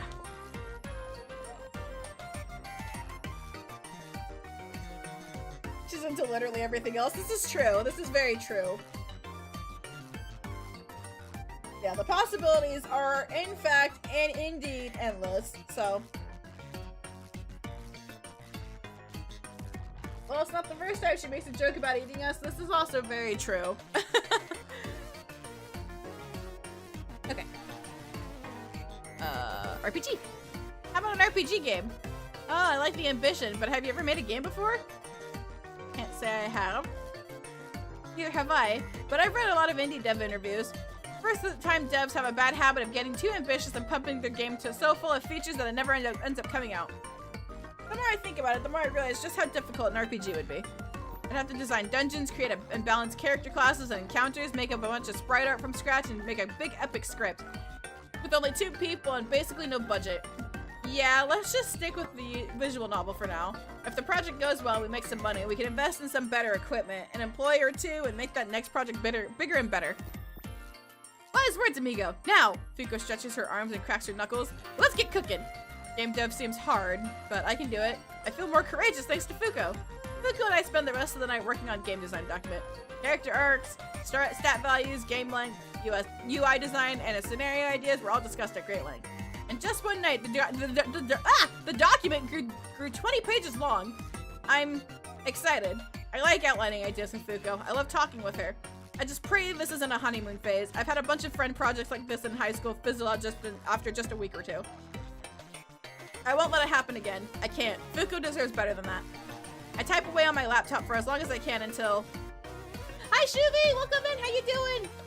My body collapses and my eyelids slam shut. My body has decided that it wants to sleep. Amigo? Hey! Fuko to Amigo! You there? I want to speak, but all I can do is lie limp on the desk. Aw. I guess it is pretty late. Let's get you home. My consciousness fades in and out, but I can hear familiar sounds of trains going by, giantess footsteps, and wind blowing through my hair. It's the route I take to get home every day. I soon hear my window open and Fuko bend down. Good night, amigo! I feel a pair of big, wet, and soft things engulf the front half of me. Mwah! The softness pulls away as quickly as it pressed into me. My body yearns for it again already. You're the best. I feel my body rest on her finger and get slid into bed. The last thing I hear before all my senses fade into darkness is the window closing and the earth rumbling under Fuko's footsteps. Very interesting. She do be into kinky shit, huh? She's like that one person you see on DeviantArt. Okay. So we've already done this. Yeah, we've 100% done this already.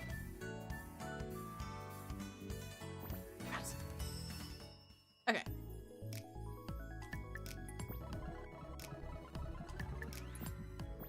Yeah, we definitely gotta spend more time with Yu as well. Let's get our courage up. She's like all the persons we see on DeviantArt. True! She's also into that, that berry fetish, you know?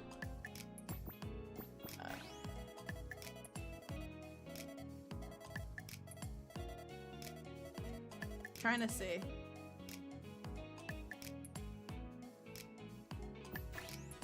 Okay. Damn, Hifumi. Okay. Let's get our charisma up. Okay.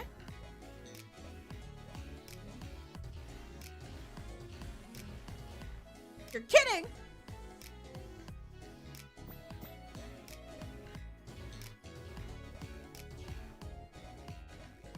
Now I need you to walk this goddamn street.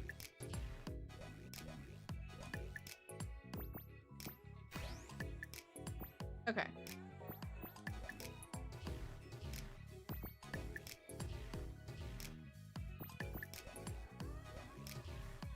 I just want to drink tea.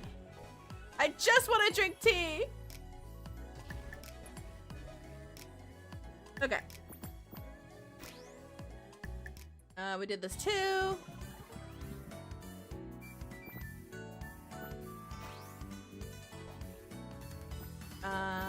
I think you're cute. Yeah, I think you're cute. Okay. You failed at drinking tea? Hey, nice! Thank you for the 3 stream streak. I appreciate that. Hell yeah. You failed at drinking tea. I know, right? What else am I gonna fail at?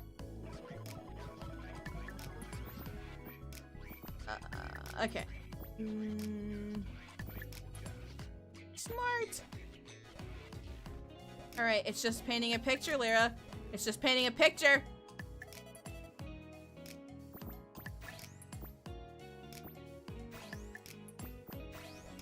I'm not paying attention.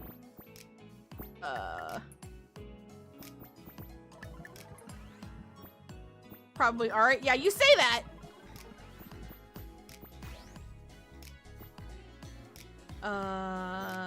Smart. I can read a book, right? Surely I can read a book.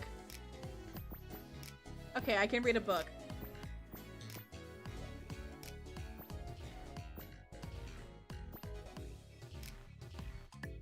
Why are you like this? I just want to paint. I just want to paint. I want to paint a pretty picture. What kind of book are you reading? Novi, you don't want to know. I'm reading Harry Potter. No, I'm not reading Harry Potter. I'm reading my old mangas from when I was younger.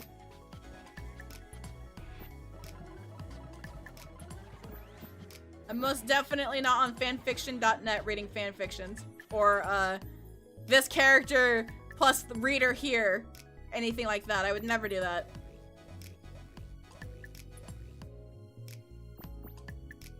That'd be silly.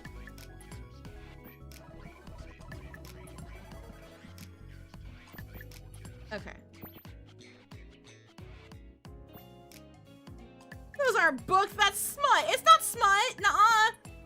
I'm not reading smut, that's crazy. Alright, we can cross the street. We can cross the street.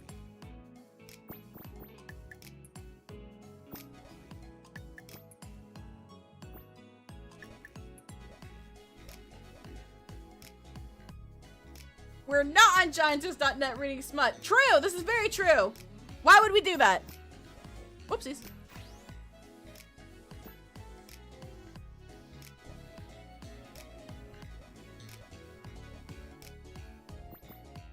No failing here.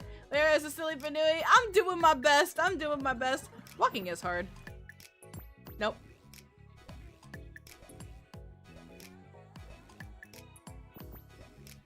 Alright, now can I be more empathetic, please?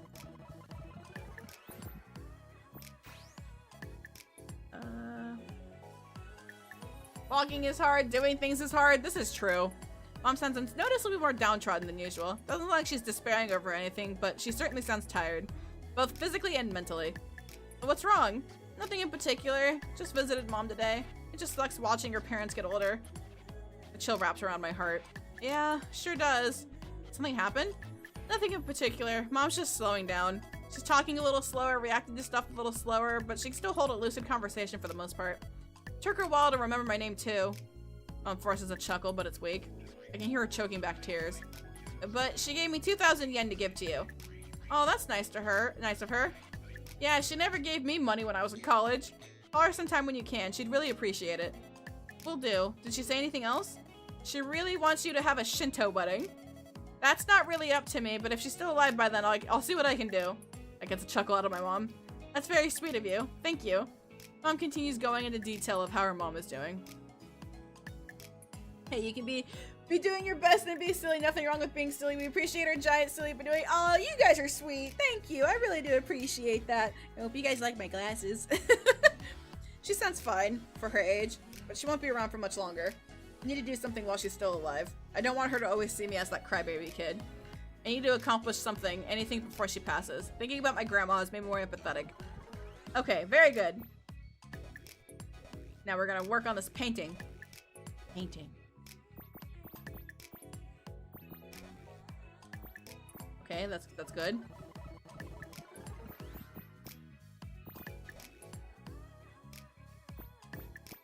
Game is making me sad.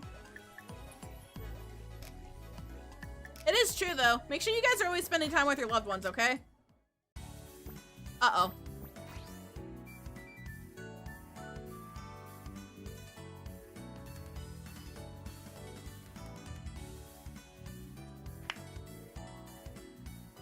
Big fan as well. I'm afraid I can only count you as my second favorite giantess related Bnnuy. That's okay. At least I'm up there. Hell yeah. Okay, get tiny table 4.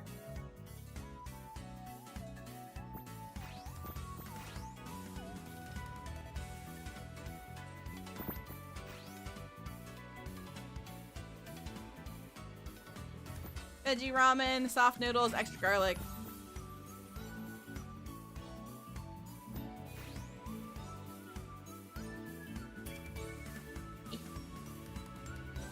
Okay. Let's see.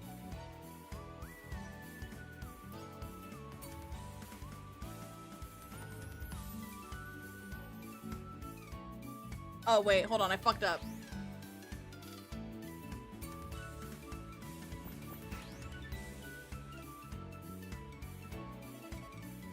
Oh, uh-oh. Okay, maybe skipping is good. Okay.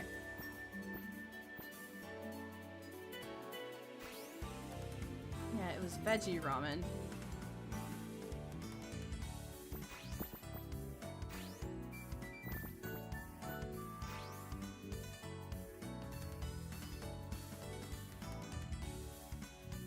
Uh-oh. Wait. No, hold on. I fucked up. Sorry. This is what I get for skipping. Nigiri ramen, medium hardness, a little too spice.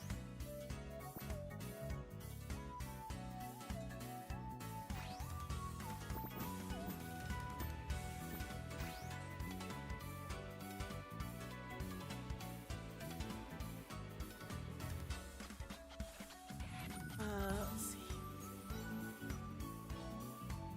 And where the fuck's the veggies? Veggie ramen, soft noodles.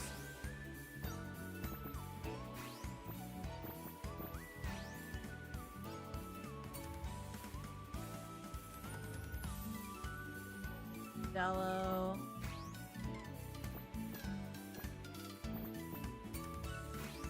It was Nutella and regular. Okay. Oh, garlic. Okay.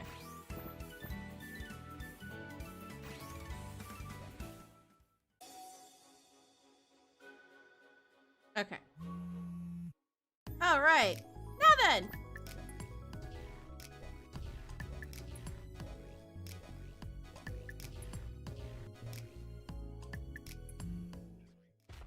All right. This is the beach shenanigans.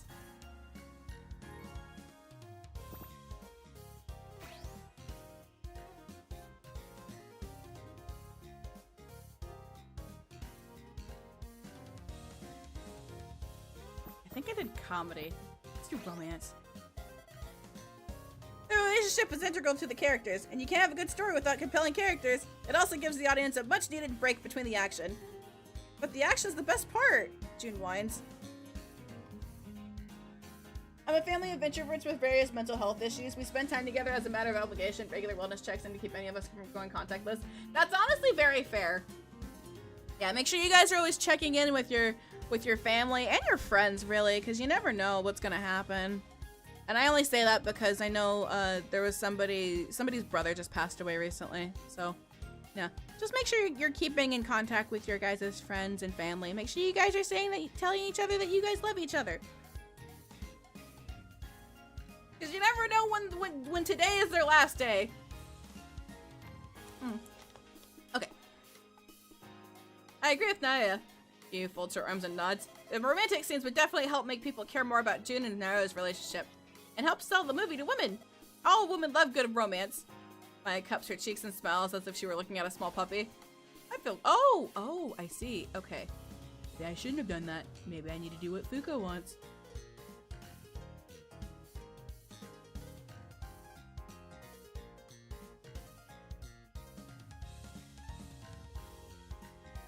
Wait, did I miss the option? Oh, I did.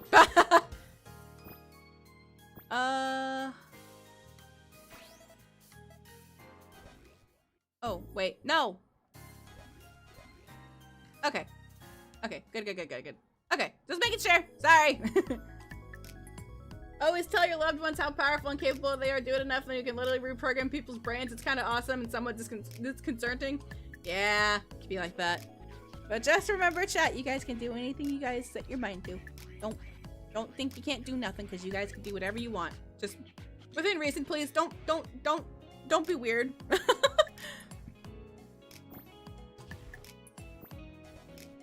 Painting. Uh-oh.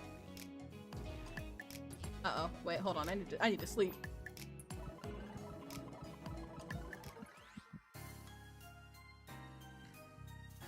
Can I win a third strike a third strike tournament is 12? Yes, I believe you can. Just make sure that all the Chun-Lis and Yoons and Kens are out of the tournament before you do that, okay? Look, anything is possible. If a Hugo can get 3rd place at Evo, look, anything's possible.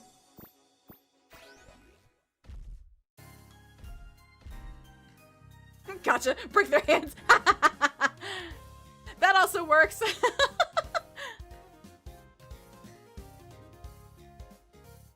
I've had enough therapy in my life, I might actually think I qualify as a level 1 monk by D&D standards. Hey, there you go! Your true calling is becoming a monk. Yeah, you know what you gotta do? Be like, oh hey, are you that Chun-Li player? Just break their fight stick. Be like, oh no, that's crazy. That's silly. I wonder how you're gonna compete now. Oh no. Anyway.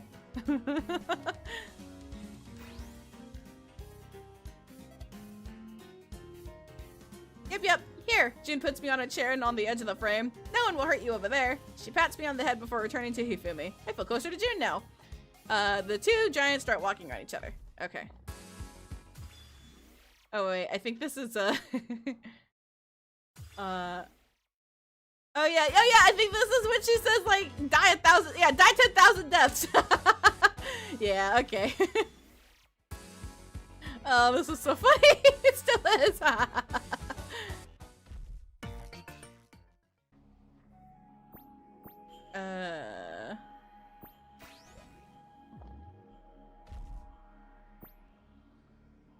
Throw the toe like the degenerate you are.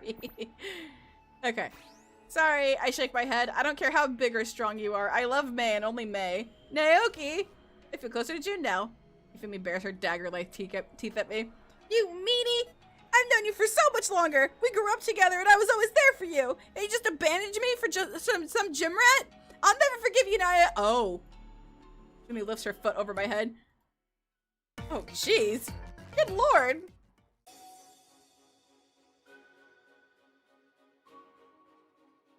Okay,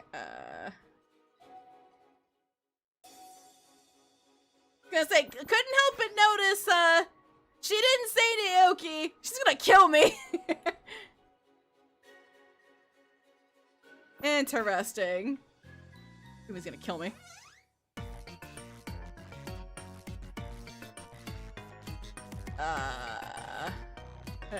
Either. You know what? I think we did this one. Jealousy can be cute. Very true. How are things with Fuko? Are you still teaching her photography? Maya nods. And she's an eager learner for that one. Every other night she sends me 20 to 30 photos asking for critiques. Oh, that's sweet. I just wish she didn't send them to me at 3 a.m. Yeah, Fuko's a real night owl. I don't even know when she sleeps. She's actually fallen asleep at my place a few times. Seriously? She'll just nod off for 5 to 10 minutes and wake up completely recharged. I don't know how she does it. If I lie down for an hour, I wake up 14 hours later. If you drank what she drank, you'd be wired like that too. What do you mean? She only drinks energy drinks. Oh, that explains a lot. What does she usually take pictures of? Initially, they were just pictures of various dioramas and figurines. Fun fact, chat. I can't drink energy drinks. I just I take a few drinks of my energy drink and I conk out immediately. They make me sleepy. They do not make me wired. They make me sleepy. They're all cute shots, charming even, but they did start to feel a little samey after a while. Then she started taking pictures of Jotun-shi's campus. I find them yucky. They definitely can. I think I had like a Monster energy drink one time. It was either a Monster energy drink or a Rockstar, and I felt really sick afterwards. Oof, they were weird. There's a part in Gulliver's Travels where he spends some time in the land of the giants, the woman carrying him around and playing with him. Gulliver relays how disgusting the experience is, the scent of sweat and other things, and minute blemishes of skin scaled into mountains of, ooh, oh goodness. DM, do what energy drinks make me feel like? I'm gonna look at this real quick.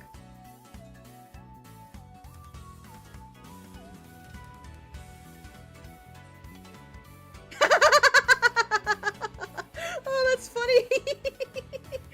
Damn. I know a couple of people who conk out after drinking caffeine. Yeah, I believe it's an ADHD thing. Then pictures of her sister at work. Then pictures of the city. Her last batch was parts of the city I'd never seen before. Hidden coves, new construction sites, new restaurants, cozy corners of the library. I'm actually a little embarrassed. She's exploring the city more than I am. Then you should go with her. I should. What's stopping you? Fuko just... Maya takes a deep breath. Reminds me of an old friend from high school. Really now? Why? Similar hair, similar demeanor. Nice, but it's just a little off, you know? I totally get what you mean. Maya nods. I'm glad she likes spending time with me, but seeing her just stirs up a lot of painful memories. I know it's not her fault, and I know it's stupid. What do you mean painful memories? Was this a bad friend? Maya shakes her head. No, she was a wonderful friend, better than I deserved back then. What happened? Let's just say I wasn't there for her when she needed me. Maya takes a tissue from the dispenser and blows her nose. Maya smiles, but the smile doesn't reach her eyes. Excuse me, ramen always makes my nose drippy. I won't pry. Just know Fuko really looks up to you. It'd mean the world to her if you explored with her.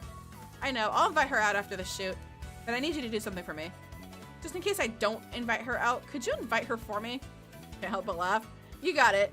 Thank you, Naya. You're a good man. I know. Maya and I continue eating our ramen for the rest of the scene. I feel more empathetic after speaking with Maya. Okay. Empathy!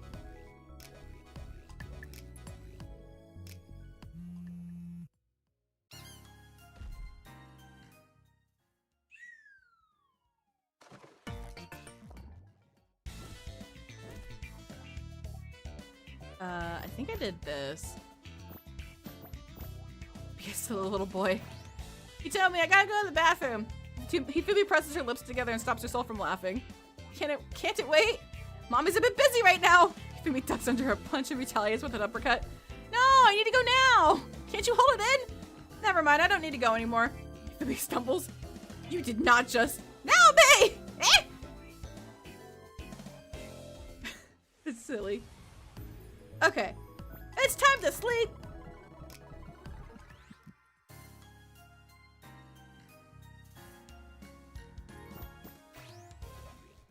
Okay. We need to sleep a lot. More sleep.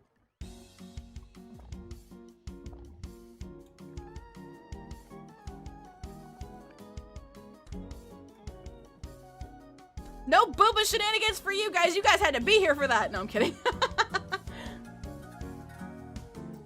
Miko ever goes to Japan because at the time it was written, the mere concept of Japan was alien and fantastical as lands of giants and tiny people and flying castles. But did it have a good ending at least? Did it have a good ending? I'm always curious. Boobless? Nah, you guys see boobs right there, silly.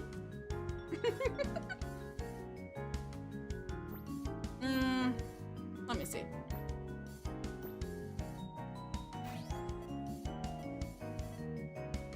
Okay. We did the water slides? I think we did the water slides. Yeah. Yeah. Lazy river.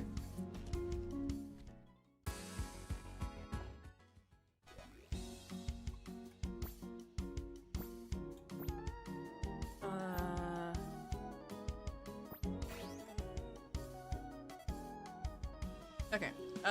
I'm in the mood for a good old-fashioned water gun fight. Who's in? Sorry, I'm gonna sit this one out. I gotta work on my tan, and I need to promote my shop. You guys have fun, though. Hifumi and Yu wave goodbye to me before walking away, leaving me with a very smug-looking trio. I see you have chosen to cast aside your humanity and walk the path of destruction. Or Amigo just really wants to get girls wet. That seems more likely. Ha ha! I put my hands on my hips and look up at them. So how is this gonna work? I can't just roam the battlefield. I get flattened in an instant. Maybe you could be my cheerleader. You could be a second pair of eyes. Yeah, but I'd like something more interactive. I got it! Fuko puts me on her head. Ta-da! What am I supposed to do here? You're supposed to pilot me. Oh my god. You know, like that one movie about the mouse chef. I don't remember what day it was, but one of you said that, one of you made this reference.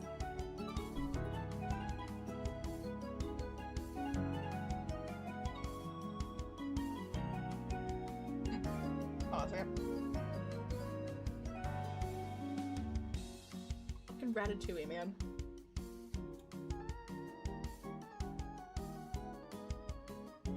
Gulliver returns home, but after living among the intelligent horses, he is very negative on his views towards humanity in general. Gulliver rejects his humanity and spends his living in the stables with his horse. He rejects I reject my humanity, Jojo! Wasn't it a rat? Shh! You wanna get sued? I don't think it works like that in real life. How do you know that? Have you ever tried it? I can't say I have. Then go on! Give it a shot! If you insist.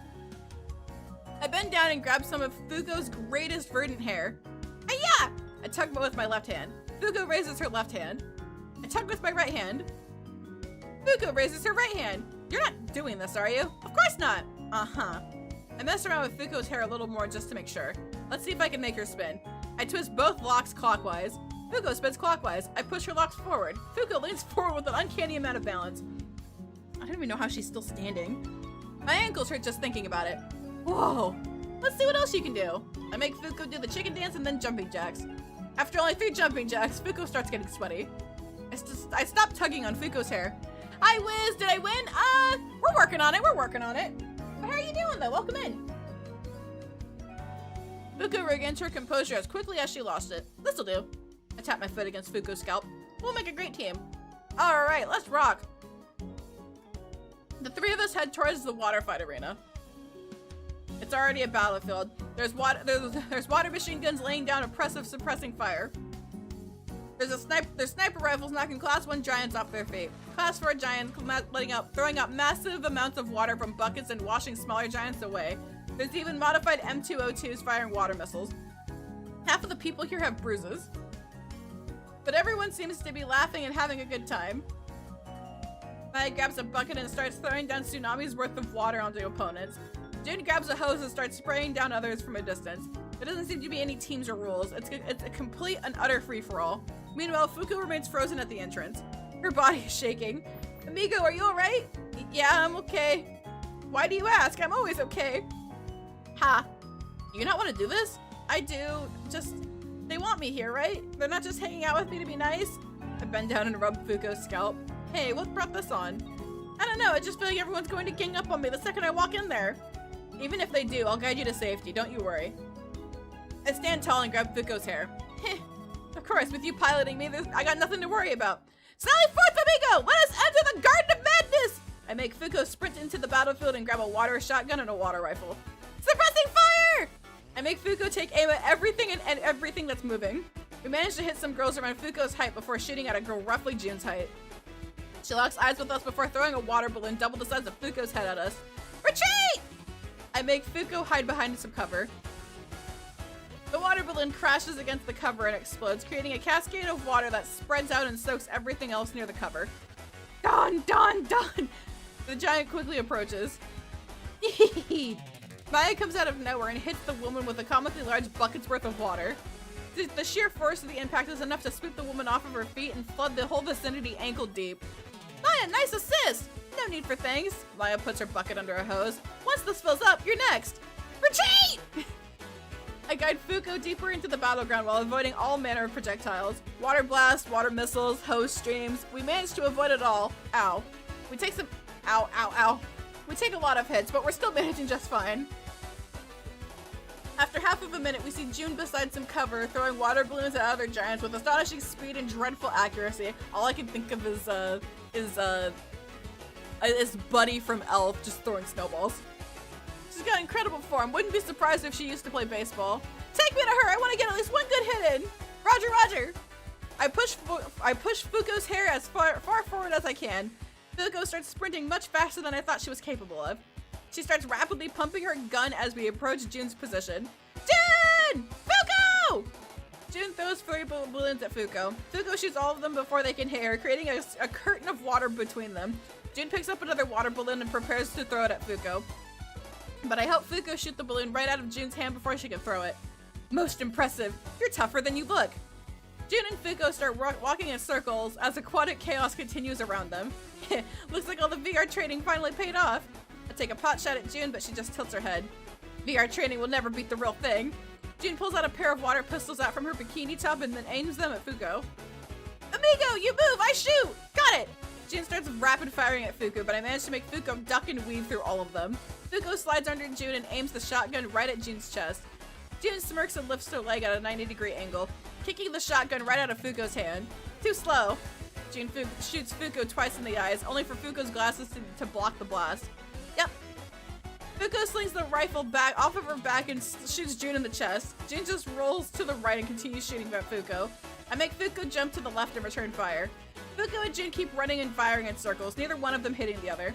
Despite them almost within arm's reach of each other, and despite the fact June is twice Fuko's height, I blame Fuko for this, but there's so much water in my eyes, I can barely see anything.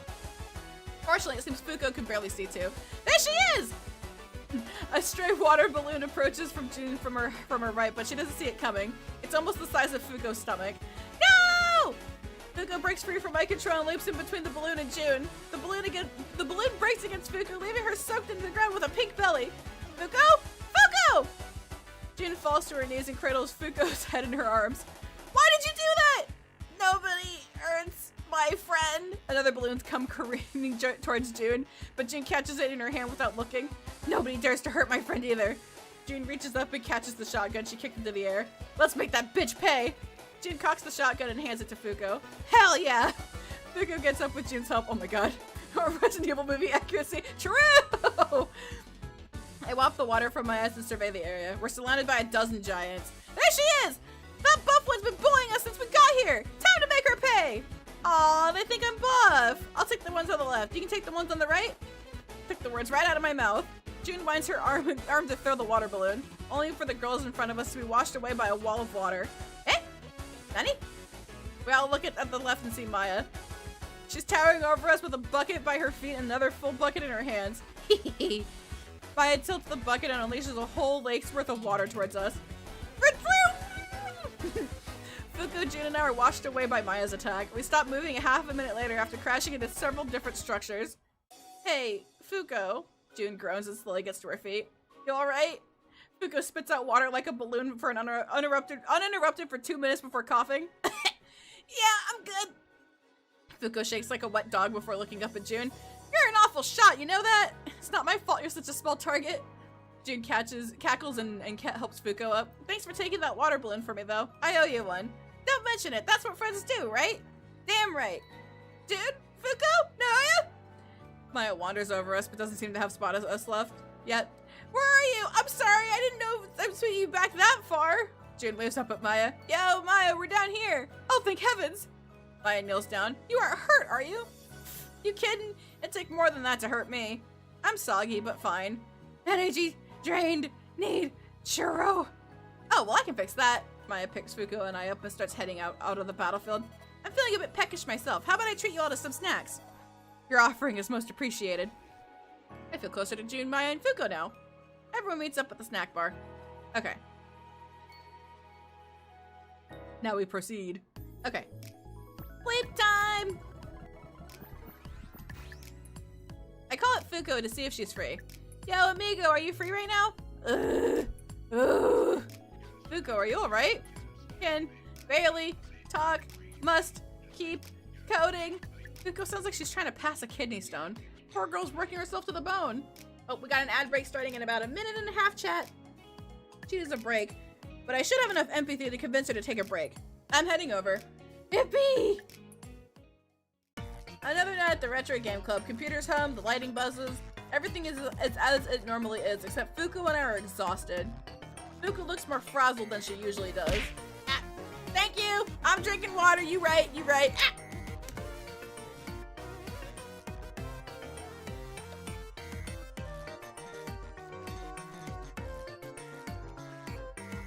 Okay. I have successfully drank water. Hello, Cementus! Welcome in! How you doing? Her hair is sticking up in every direction, car-sized cans of energy drinks surround her desk, and she's slowly wavering side to side in her desk as if she's about to turn into a zombie. Giant zombies. I'm surprised that hasn't been made into a movie yet. I'm normally not scared of zombies because you can just deal with them so easily.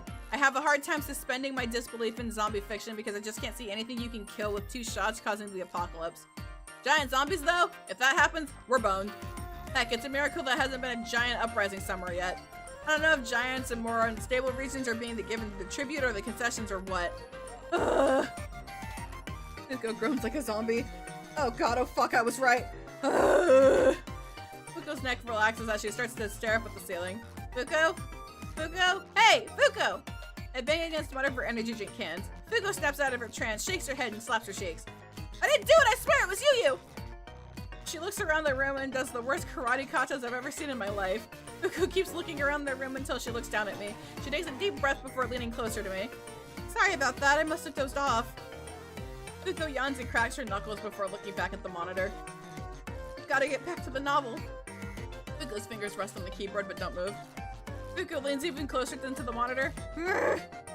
Fuko taps the keys, but not enough to add new words to the document. Work, fingers, work! I don't think it's the fingers that aren't working. Fuko turns towards me. What are you implying? You're tired, Fuko. I'm not. I'm fit as a fit. What? Fuko pumps her arms only to almost fall out of her chair. You need to take a break. No, I don't. I can take a break when I finish this masterpiece. When was the last time you slept? I just woke up. You just woke me up from a nap. When was the last time you got real sleep? Fuko taps on her fingers before giving up. Doesn't matter. I'm not tired. My body doesn't need a lot of sleep. And that's an ad break. All right, chat. It's time to stretch and everything in between.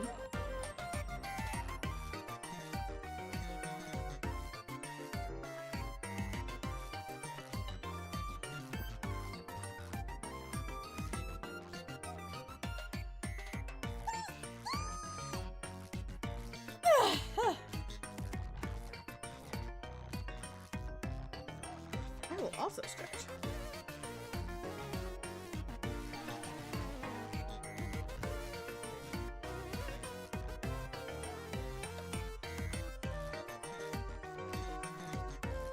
Oh man.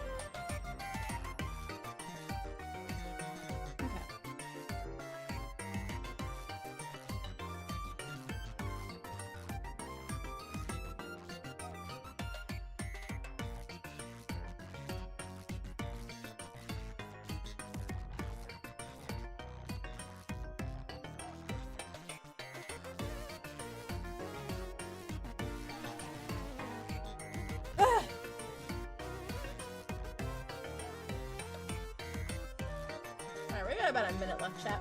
About a minute left.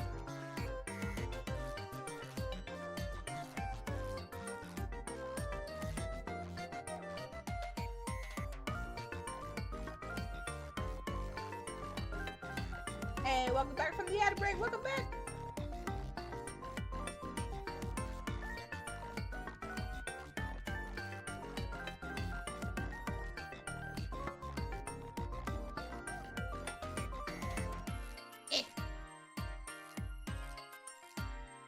You know what?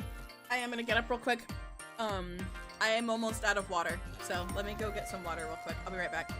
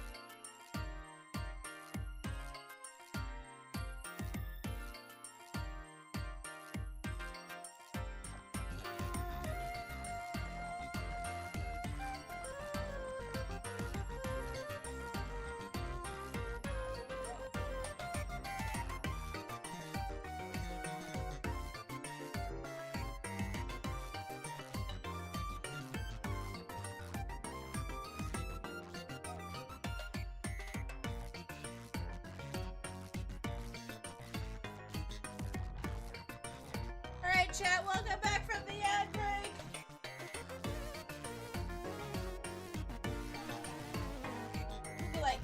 Like just a minute, okay? Give me just a minute.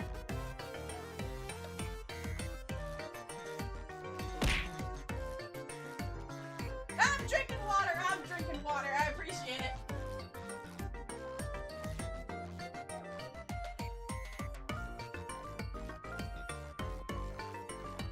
Okay. I'm drinking water. I'm drinking water, you silly goobers.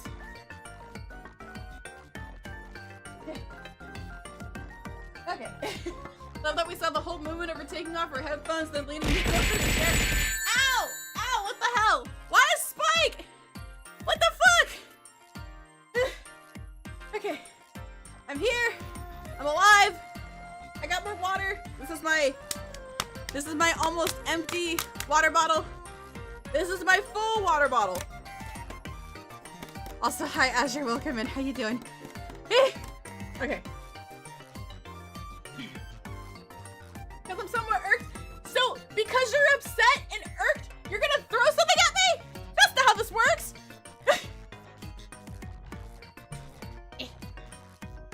Did really good on your model as you did it? Oh, hell yeah, let's go. It doesn't matter. I'm not tired. My body doesn't need a lot of sleep.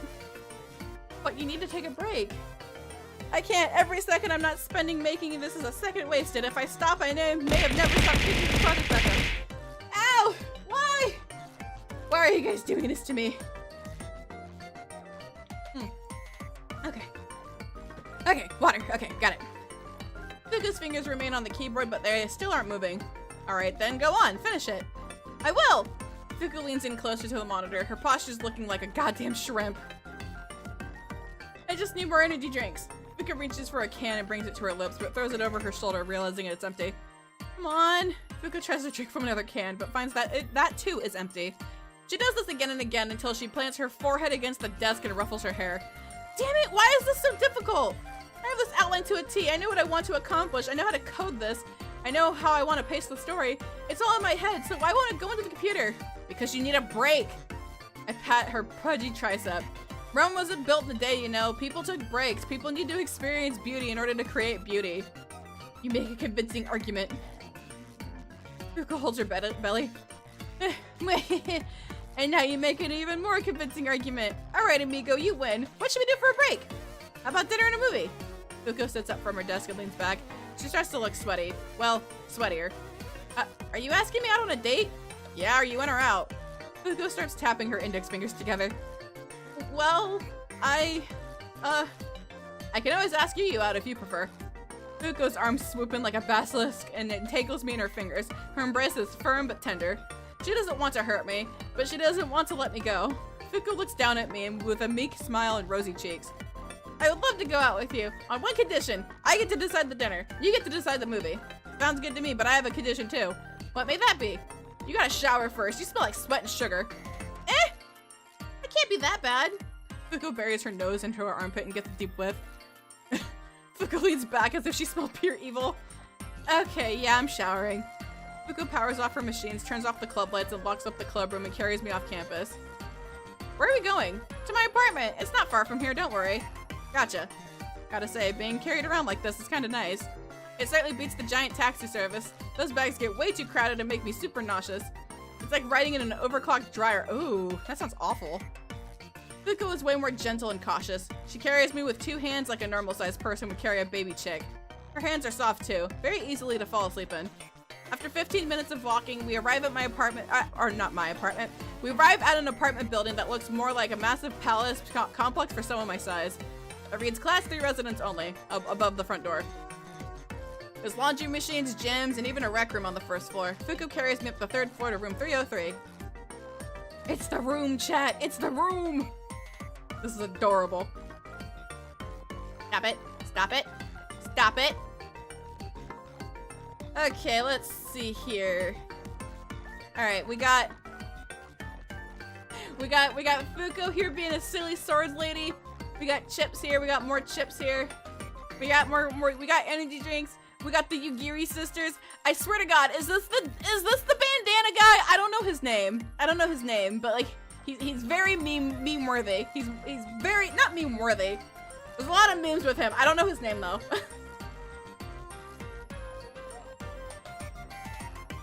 Yeah, that guy. Yeah, that guy. Yeah, see, I'm not good with names. But I have seen him around a lot. I forget the sizes for categories, but I think Fuku's only class 2. I think she's class 3. I think it's just in class 3 giants if I recall correctly. Oh yeah, she got a mirror. She's good to go. Inside, I see an apartment that reeks of pork broth and soy sauce. It's got a kitchen, a small den, a decent-sized bathroom, and 2 bedrooms. The kitchen is stacked with restaurant inventory to the point where it looks more like a survival bunker instead of an apartment. There's enough rice, broth, meat, and frozen vegetables to probably feed me for the rest of my life. Yet this probably isn't enough to feed class 3 customers for a few days. Half of the apartment is decorated with meticulously kept houseplants. The other half is decorated by weeb shit. It's pretty much what I imagined the Yugiri sisters' apartment to look like. In the den, I see Yu sitting on the sofa with a beer in her hand watching TV. She still has her apron on, and somehow she looks greasier than Fuko. Her body is as limp as a ponytail. Girl is tired. Fuko sits me down on the sofa right next to Yu. Hey sis, I'm gonna put Noya down for you for a bit. I'm gonna go in the shower and be on my way. Alright. Right back! The moment Fuko closes the door to the bathroom, Yu turns off the TV and looks down at me. Alright, spill it. Spill what? Sis never showers at night. What are you two up to? We're just gonna get dinner and see a movie. Oh, really now? Yu picks me up by my collar and dangles me in front of her face. My body tenses up. I know Yu won't drop me by accident. She's much more dexterous than Fuko, but in the event she does drop me, there's much less cushion to my fall. What restaurant? She hasn't decided yet. Yu glances at the cat-themed clock on the wall before glaring back at me. She doesn't look angry, just concerned. I want her back by 1 a.m., alright? I salute. Ma'am, yes, ma'am. And don't break her heart, alright? I'll know if you do. I wouldn't dream of it. Good. Why are you smiling? You're just being a good sister. It's cute to see. Yu puts me down on her thigh and pats my head with her finger. Yeah, well, I try. She puts a beer bottle beside me. Wanna try some? I imported it from Korea. Yeah, why not? Yu wipes her finger against the inside of the bottleneck and presents it to me. There are droplets of beer the size of my head resting on her finger. Bottoms up! Don't you have a cup or something? The shipments for the tiny dining room haven't come in yet. I can drop you into the bottle if you prefer. That won't be necessary. I sit up, lean into her finger, and drink the beer from drink the beer droplet. Well, what do you think? I pause before taking another sip. It's mild but bubbly, almost like an apple soda. Oh, that sounds good. You like it? Yeah, I'd order that at a restaurant. Thanks for the feedback. I'll have to start selling these puppies down at the shop. How's the shop doing, by the way? Still haven't broken even yet. Yu takes another sip of beer. But I'm operating at a net profit for now. What's the worst part right now? Hiring's a bitch. So many people apply thinking working at a restaurant in the city is like running a humble coffee shop in the middle of nowhere. I've had 4 women break down crying after one lunch rush because I yelled at them too much. Don't you have to yell though? I do. The kitchen gets loud. They wouldn't be able to hear me otherwise. Yu takes another sip of beer. Everyone's so fragile nowadays. You criticize them once and they start thinking about offing themselves. Have you tried hiring older people? I have, but I haven't gotten any inquiries yet. There are very few older people moving into Jotun-shi, regardless of size. Yeah, best of luck. I pat Yu's thigh. Remember, if there's anything I can do to help, just let me know. Of course, thank you for all your help so far. My pleasure. The bathroom door opens and a green blur clad in a towel rushes across the hallway and slams her bedroom door shut behind her. Fuko does what she thinks is a sexy pose. Well, how do I look? Are your naughty bits tingling yet? Sis, please change. I bought you nice clothes.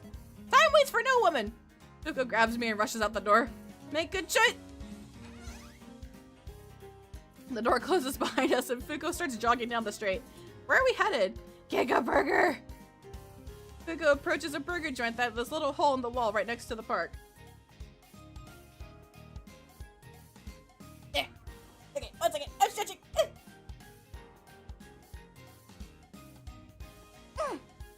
Okay, let me see. Putting my irk over needlessly getting shit for speaking up about understanding an analogy, but I just gotta say I do feel like Fuko's design is kind of held back by a few choices made for it. I guess is the best way I can put it. Like mainly how her glasses are portrayed by interfacial expressions. They don't really give me dating sim vibes so much as walking anime stereotype jug punchline. Could just be me. I'm more interested in her overall, if not for those. I don't know how to answer that. I think she looks cool. Okay, 1 second. I read a lot and my throat's starting to hurt, so hold on.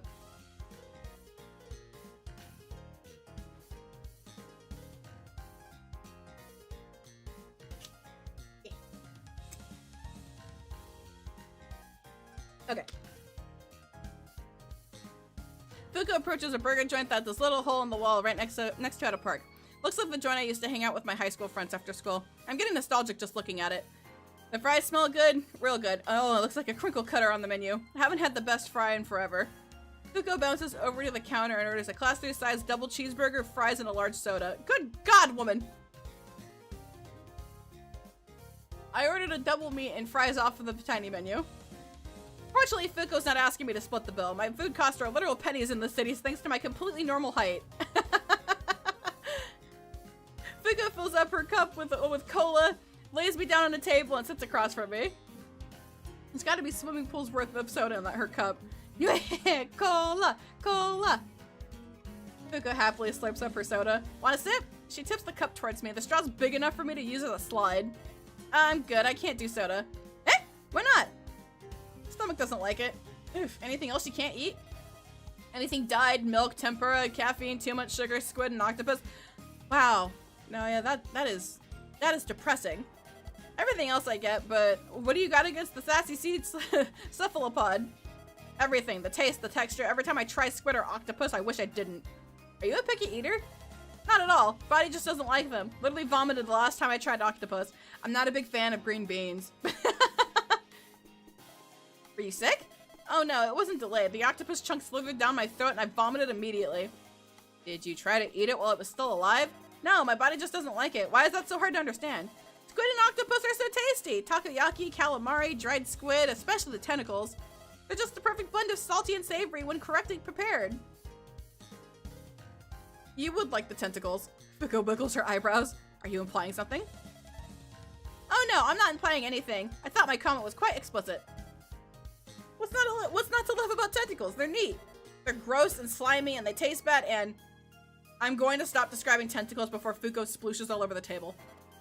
Number 69, your order is ready. Nice. Nice. Fuko rushes out of her seat, acquires the food, and returns back with it. Each of her fries is taller and thicker than I am. Her burger's the size of 2 pickup trucks combined. It looks and smells amazing. The sodium, the grease, it reminds me of my youth.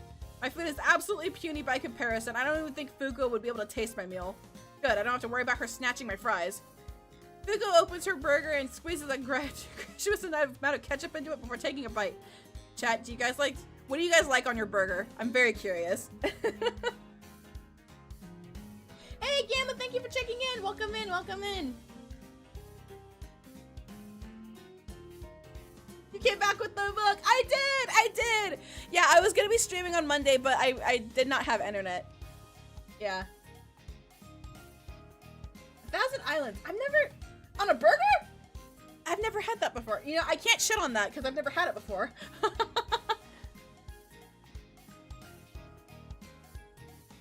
I prefer either like a little bit of honey mustard.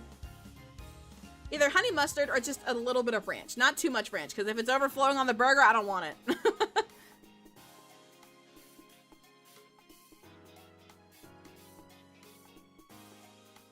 Yeah, I know either people do that or we'll do like a garlic aioli on the garlic. Oh my god, garlic aioli on the bread.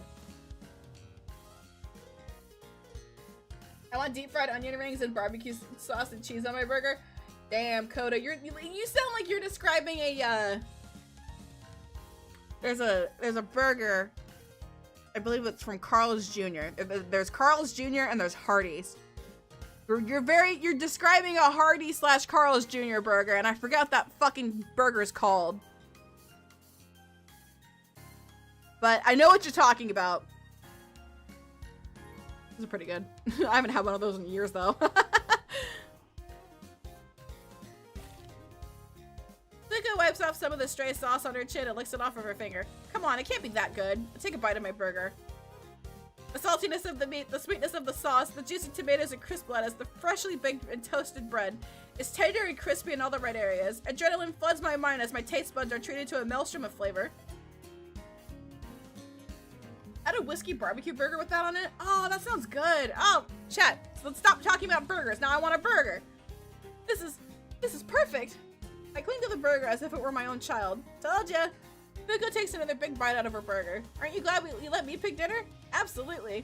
I tried one of the fries. Crispy on the outside, but soft and warm on the inside. Yes, that is the perfect texture of a French fry. No one can tell me otherwise. Just the right amount of give, just the right amount of crunch. A little less salty than what I'd like, but it's better for my stomach, so I can't complain too much. That being said, one dunk in the ketchup is more enough for me to make up for the lack of salt. Do you have any other favorite restaurants we can check out? Fuko's eyes sparkle. Let's see, there's Weenie Hut Senior, Mac in the Box, Karudu June's, JFC.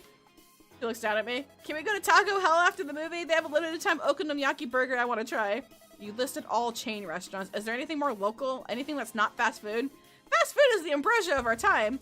Earlier generations wish they could have the food that was as delicious, cheap, and preservable as fast food. You say that,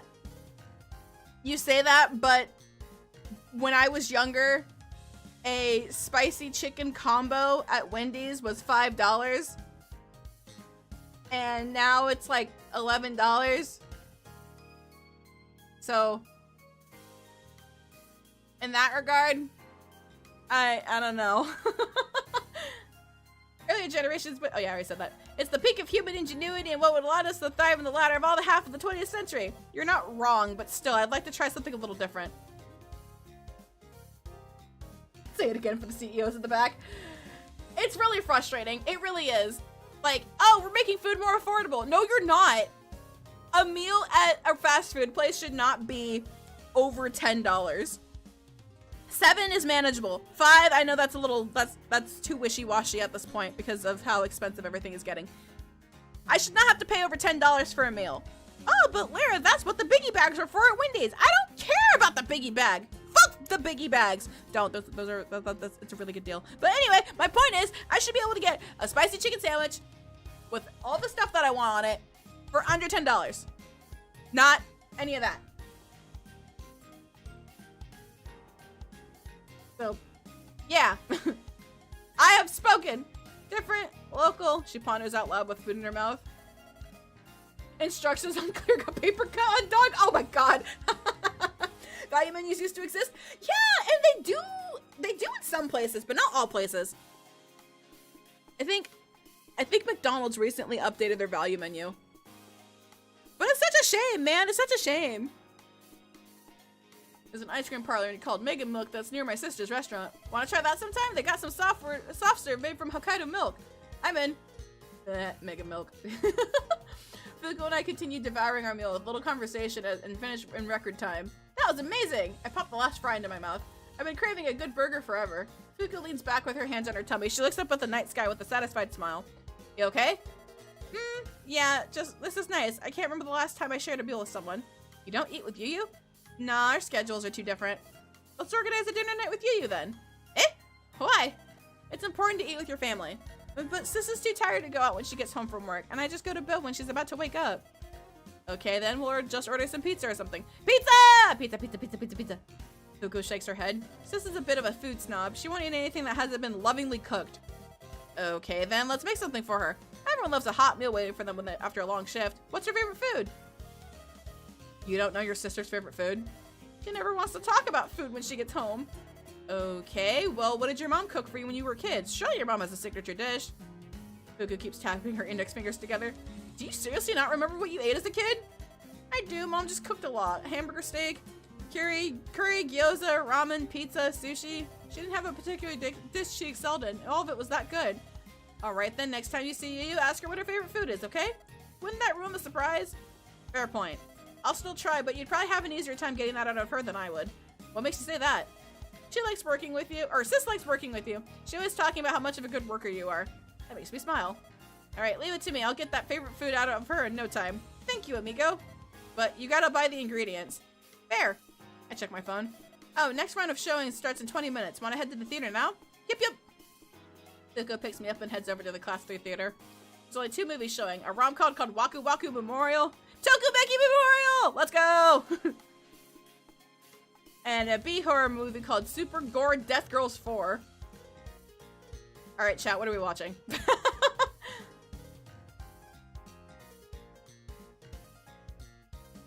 We've got options!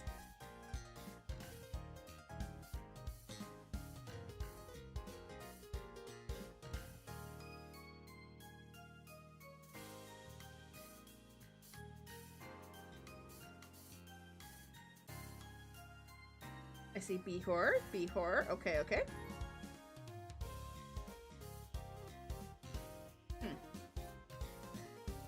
I'll do a poll. I can do a poll. Let's see.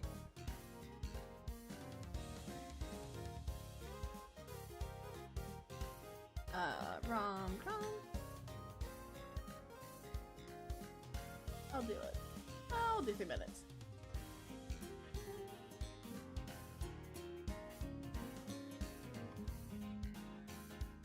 Okay. Movie.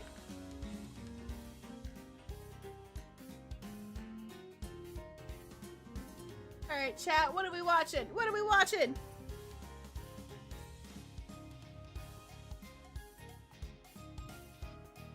My fate is in your hands.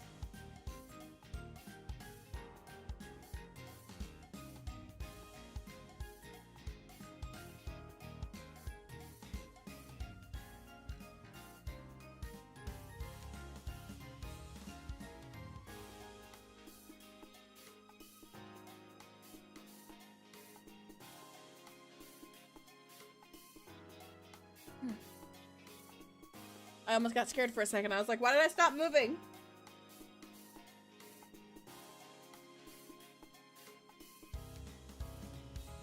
I would like to continue moving. Thank you very much.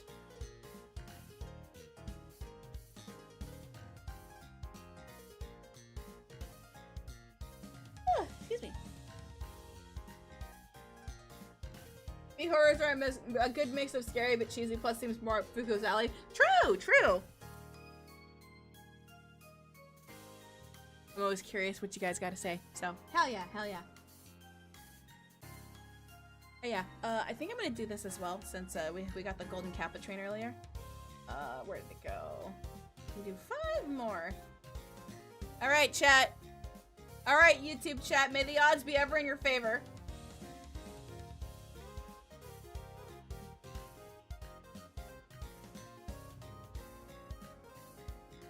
I know 2 of those people.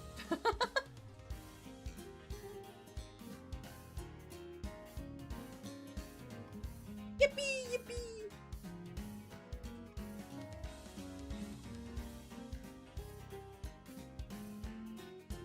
All right, I think I'm seeing a pattern here. I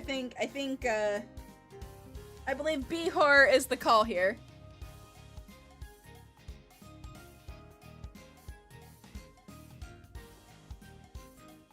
From work now, nothing can stop me from enjoying Bnnuy. Hell yeah! Welcome home! Welcome home! Welcome home! Let's go. I hope work was okay.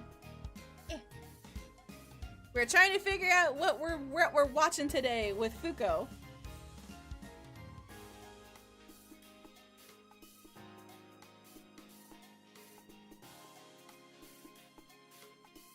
Just a second, chat. I'm gonna adjust my hair really quick.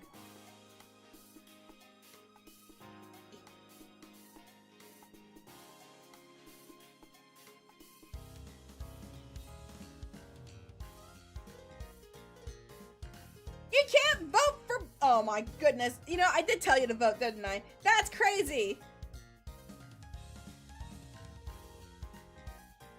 Now it's gotta be a freaking coin flip.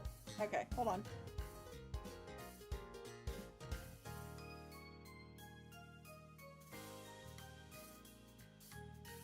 Okay.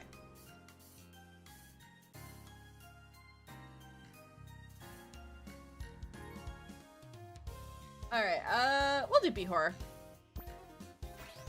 Let's watch Super Gore Death Girls 4. Oh, a fellow cultured individual, I see. You're familiar with the series? I own 3 copies of the first 3 movies. They're the last horror movie franchise that used only practical effects. Oh, that's pretty cool. And the practical effects artist does his job very well, and I mean really well. How well? A local politician watched the second movie at a friend's house and thought it was a snuff film. Oh. An investigation was launched and the filming team was placed under police custody for a whole month. Is the team okay now? Oh yeah, in fact, the arrest and the news stories surrounding it gained them a bunch of free publicity. A bunch of horror fans and free speech advocates even bought copies of their films to show support. Getting arrested was the best thing to happen to that studio. Oh, that's good to hear. Can you imagine how flattered the practical effects team must have been? Right? Talk about a confidence boost. I pay for the tickets, we enter the theater. Fuko gets a big bag of popcorn and we take our seats. I sit atop Fuko's shoulder and snack on a piece of popcorn. How do you have room for that popcorn after that burger? It was just one burger. Fuko starts munching a fistful of popcorn that could probably fill my whole bedroom. The previews start playing and we don't see anything worth mentioning, except a trailer for Daryl and the Dango Factory remake. Well, I know what we're seeing next. I thought you hated remakes. I do, but seeing that Dango transformation scene with modern CG would be nice. Jiggle tech has improved drastically in the past 20 years. You're not wrong. That would be cool to see. Movie starts abruptly with a vivid, meticulously detailed torture scene. There's a bunch of women torturing another woman tied to a wooden chair. Judging by the dress and the architecture, I'm guessing the film takes place during the Taisho era. Text appears at the bottom of the screen saying Osaka 1919. I pump my fist, but my sense of pride is interrupted by the blood-curdling scream of the woman in the chair as a drill is placed into her thigh. Oh god. The drill pierces her skin and blood starts oozing out and flickering all over the woman in the room. One of the women cleans a set of tools on the table adjacent to her. One of the women scribbles something on a clipboard. She's looking down at her victim with a still face. Until she takes out a marker and starts drawing incision lines and numbers over various parts of the victim's body. Oh gosh, this is gory. Each time she draws a line, her face gets a little more twisted. Her lips curl at unnatural angles. Her eyeballs tremble in excitement. The screams of the victim are soon interrupted by a striking oh! The volume and intensity of the main woman's laughter increases as more and more blood gets splattered on her. Her irises shrink each time she blinks, making her face look all the more unnatural. How do they do that? Is it contacts, makeup, a lighting trick? Whatever the trick, it's working. Her face is somehow more unnerving than the vivisection happening right next to her. But please stop! I'll tell you anything you want to know! Shh, your body has all the information we need. The woman with small irises grabs a suture kit and begins suturing the victim's— Oh god! No! The victim struggles all throughout, making the small iris woman puncture her gums and leave horrific scratches across her cheeks and nose. The needle looks too large and the suture thread looks far too thick. This scene is making my skin crawl. Every shot lingers for just a bit too long. The film grain effect makes the movie look like found footage from a Unit 731 test facility, and the camera gets up close and personal with every gore shot. Every time I think the film is going to cut away to another shot or avoiding a wound, it doesn't. It's okay, Dave! You can, look, I don't blame you if you want to leave. I totally understand. I can tell you when it's over. I can tell you when it's over. Hi, Pikachu, welcome in! Swirling her glasses, now she just needs to giggle and a snort and say she's a nerd. I thought this is B-horror. This is a Mondo film. I was expecting Mondo's The Hands of Fate. Yeah. Why does it look now? It has a fat goat with a lifted shirt. That's funny. Hi, Camaro, welcome in. How you doing? Oh, that's funny. Oh, goodness gracious. Okay. I still don't know who the names of these women are. Not a single name has been uttered. Oh my god. This is awful! I just closed my eyes. I play plenty of violent video games, but this is too much. It's too real. Hi, Pikachu. Thank you for the follow. Welcome to the Sea of Stars. Cheer followers, and I hope you're having a good day. Welcome in. Welcome in. The acting's just too real, too. Nobody seems like they're overreacting or underreacting. It's just not the practical effects artist that's done his research. I wouldn't be surprised if the actors watched some sort of illicit material to prepare for the roles. I understand now why that politician thought one of these prequels was a snuff film. I'm thinking the same thing, too. Oh! Ah! I hear Fuko look upwards and open my eyes. Fuko's gazing at the screen like a kid staring at a puppy at a pet store. I can hear bones crack and blood filling someone's throat, but Fuko just keeps gazing with a sick curiosity. She's definitely enjoying this movie way more than I am. After 12 continuous minutes of torture by vivisection, the victim dies and the scene cuts away. Okay, good. Maybe we can get some plot or character motivations. The movie just cuts to a different research facility. At the bottom of the screen reads, Manchuria 1921. There's now a naked, frail woman. Oh, my god. Oh, this is getting weird. Oh, it's a compilation movie. Maybe there'll be some. The movie zooms in on the— Oh, God, stop. Oh, this is awful. The music stops. The theater is completely silent. The woman is completely expressionless. Oh, my God. Okay, yep, no, I can't. Oh, this is awful. Oh, hell no. Oh, hell no. Oh, God. Okay, yeah, nope. Nope. Okay, I'm done. I can't watch this anymore. I legitimately feel like I'm going to hurl. Fuko? Yeah? Fuko responds with her lens still good to the screen. Can we leave? I really don't like this movie. Aw, what? Saw Tiny Edition. Oh my god, true. I went to sorry, welcome in. How you doing? Fuko looks down at me with a smile. What? It's so cool. Look how they use chalk to make it look like a skull is decaying. For real. I don't say anything, but Fuko gets it. She stops talking and taps her chin. I got it. How about you just hang out in my cleavage for the rest of the movie?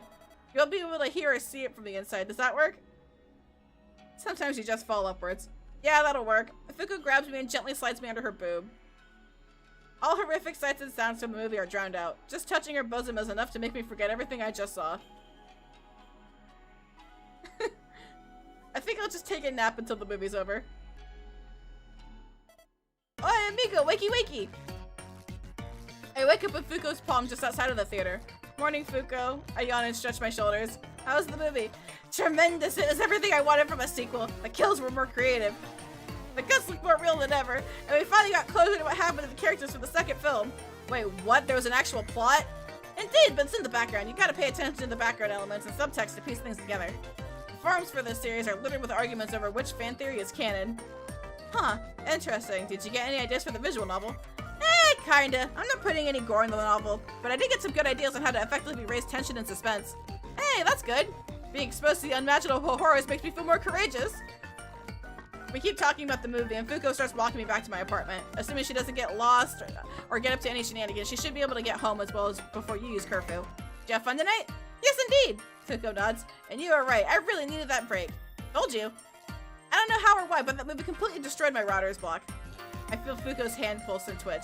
Whenever I got stuck on a school project, I always walked away from it and watched a movie or an episode of something. I find it helps your body unwind and your brain reset.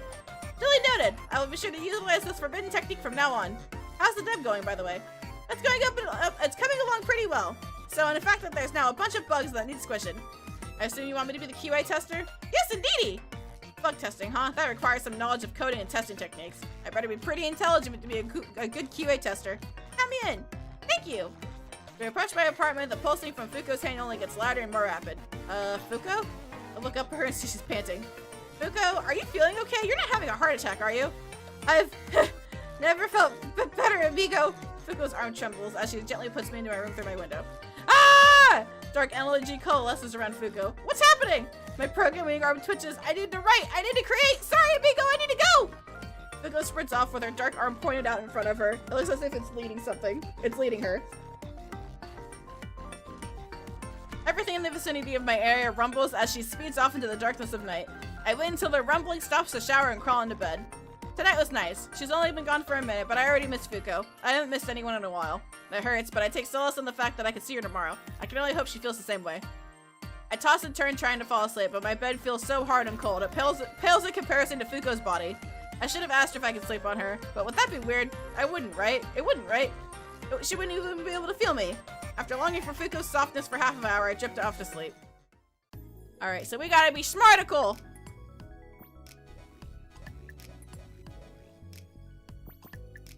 We must be smart, but first we sleep. Well, that ain't good.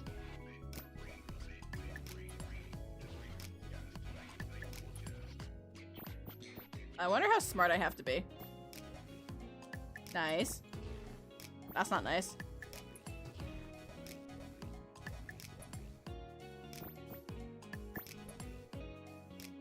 We're gonna be so smart after this chat.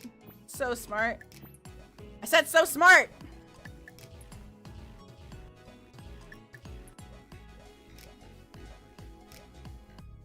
Okay.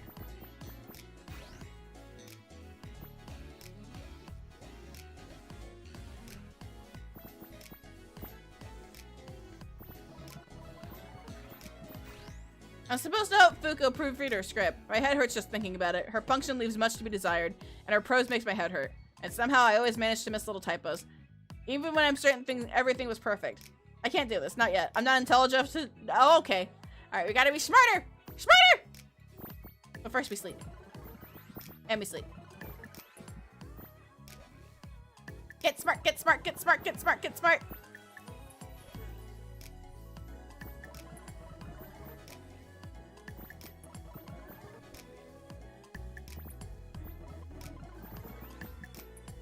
Get smart, get smart, get smart.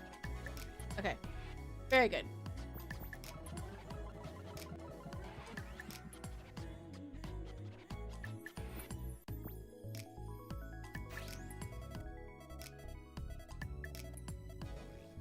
Okay, empathetic. read, get smarter. Yeah, exactly. Exactly. This is the nicer way of going about it, you know?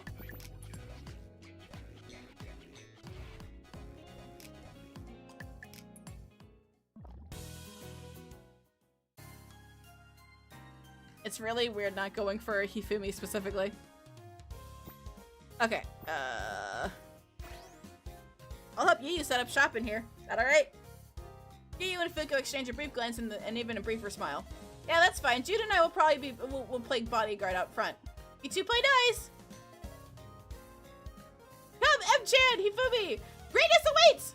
Fuko jumps up, grabs Maya and Hifumi by the wrist and leads them out in the front of the store. Alrighty, let's get down to business. You got it, chef. What are we doing first? Taste testing. Why taste testing? Because I've already done everything else. Seriously? I look around the restaurant and see everything impeccably set up. The tables and booths are sparkling clean, the ingredients are all in a place back here, and all the decorations are in order. Oh wow, you work fast. You're goddamn right. Yu starts cutting up some beef and crab. So, what's so special about this event? I'm trying to have all the limited time dishes represent a different part of Japan. Crab for Hokkaido, beef and gyoza for Tochigi, Kobe beef, and some Okinawa-style soba. Check out the menu if you want to know more. He takes out a tiny menu from her apron and slides it towards me before cooking some noodles. I read the menu and find that most of the menu is still Osaka-style food. This is still mostly Kansai stuff. It's not my fault Kansai has the best food in the world. Yu cuts a thin slice of Tochigi beef and pops it into her mouth. He pops another raw cut of meat into her mouth and chews. Okay, Tochigi's got some pretty good grub too. Yu sneaks one more piece of raw meat into her mouth. Are you sure that's safe? Yep. Jan still gets stomach aches for whatever reason. You're joking. Nope, I've eaten a bunch of stuff raw and I've always been fine. I don't know what it is. Raw meat just has that certain charm to it. Yu pops another piece of raw beef into her mouth. I take it you like your steaks rare? Damn straight. They're just so juicy and tender. Chat, how do you guys like your steak? This is a judgment-free zone. I am just very curious. I'm curious to know what your guys' steak preference is. I promise you, it's nothing bad.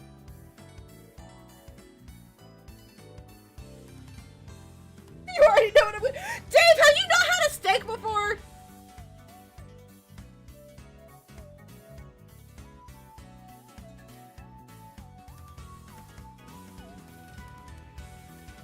I'm seeing a lot of medium rares.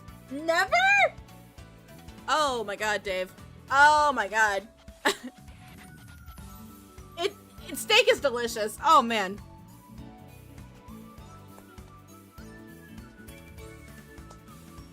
Do you like your steak well done? No, Wiz. This is a judgment-free zone. This is a judgment-free zone.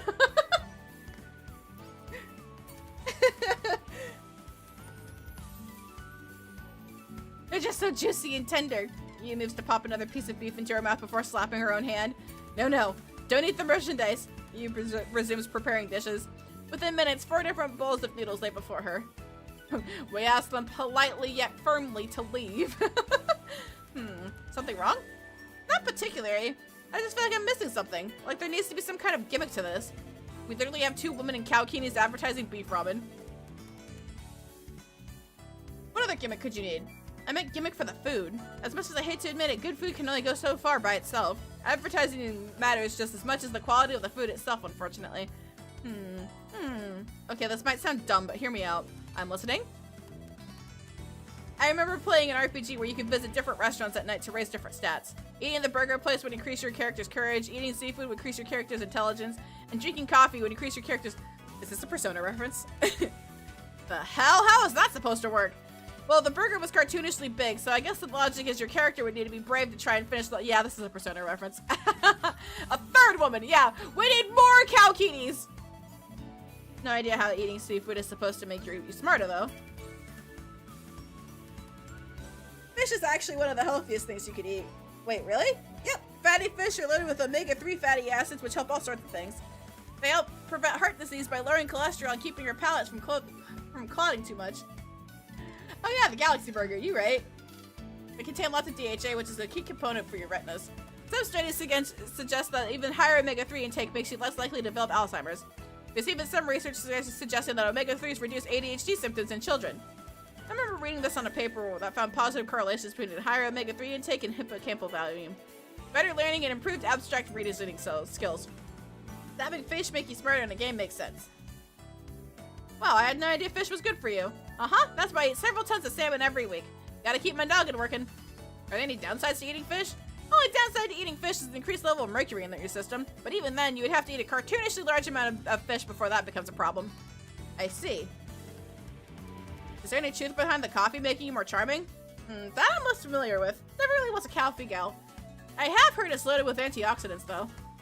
And the antioxidants help slow aging, so I can kind of see how coffee would increase charm. Was there anything special about the coffee in the game? Yeah, it was called pheromone coffee. Yeah, that'll do it. What are pheromones? Are you serious? Did you sleep through high school biology? Yes, actually. Are you serious? The desks were comfy, the room was cold, and the teacher had a soothing voice. Fair. But pheromones are basically chemicals that our bodies produce. Humans aren't the only ones that make them. Insects, plants, vertebrae, and even unicellular organisms use pheromones. So what do they do for humans? That's still up in the air. There's been lots of claims and studies, but nothing concrete. We know that human endocrine systems make pheromones like steroids, and oh my god, I need to drink water.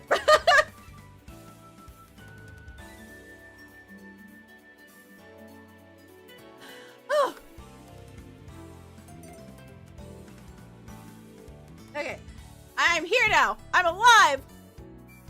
We know human endocrine systems make pheromones like auxiliary steroids and androstenone. But there's still no research proving that they make you more attractive. And how do you know so much about this? For no particular reason. So there's no way that pheromone coffee could make you more charming. I wouldn't go that far. Never underestimate the power of a good placebo effect. A confidence boost can do wonders. This is true. I like this idea. Going forward, I'll advertise every menu item as increasing a certain stat. All seafood raises academics, all booze increases charisma, and all hearty dishes increase stamina. Eating seafood to increase intelligence might also be a reference to Celtic myth with salmon of knowledge. Oh, okay. Oh, excuse me. It's a perfect way of advertising my food's health benefits. He glances at the clock. Shoot, I won't be able to change and test all my recipes in time for the event, though. Maybe I'll debut a one stat boosting food item today. But which stat should I focus on? I need to be smart. Is there anything you could make that improves intelligence? I got just the thing.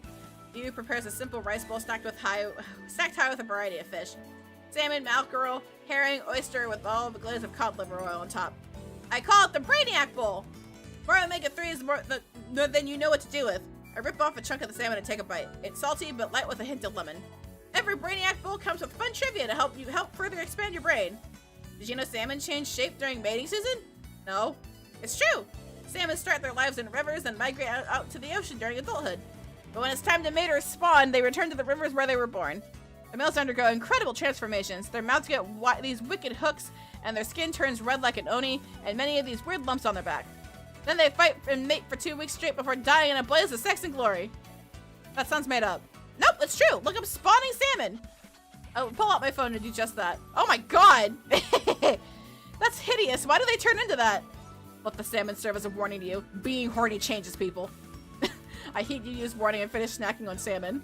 I feel more intelligence thanks to her lecture. Our conversation soon comes to a close as more and more customers start to pour in thanks to Bai and Hifumi. Even with Fuko helping out the other waitresses, the place is still absolutely swarm. We're going to need more help. Don't want our customers getting impatient. Sis, bring in everyone! We need all hands on deck! Okay. Aye, Captain! Fuko squeezes through the crowd and hurries outside. I feel closer to Yu and Fuko now. Okay. So, what are you drinking there? I need you to drink highball. I think I got a kidney stone listening to that. Why? Because I got a great idea for a story scenario while working here tonight. Fuko downs your drink in one go. And I need to put it in paper tonight. If I fall asleep, I'll forget it. Fair enough. Just take it easy, okay? I don't want your heart giving out. You don't gotta worry about that. My resting heart rate is actually on the lower side. Seriously? Yeah, bigger organisms have slower heart rates than smaller organisms. What? Why? Smaller organisms lose heat through their skin faster than big animals. But wouldn't the heart need to beat faster for bigger animals? Can't be easy pumping blood through giants. Correct, but our hearts don't need to be faster. They need to be more forceful with each heartbeat. Oh, that makes sense. Which means I can have all the energy drinks I want. I don't think that's how that works, but I'm too tired to knack her tonight. She's worked hard. She's earned her energy drink. Wait a sec. I knew I forgot something! Fuko pulls out her phone and begins furiously scrolling. What did you forget? I gotta read the reviews for Kung Fu Maid! What do you mean it's at a 13% approval rating? Oh, come on, it can't be that low. Fuko rests her phone in front of me. So far, there's only 20 reviews and 17 of them are negative. I start to read some of them out loud. This is a fetish film, but not even made well. Just watch porn. The dialogue sucks and the pacing sucks more.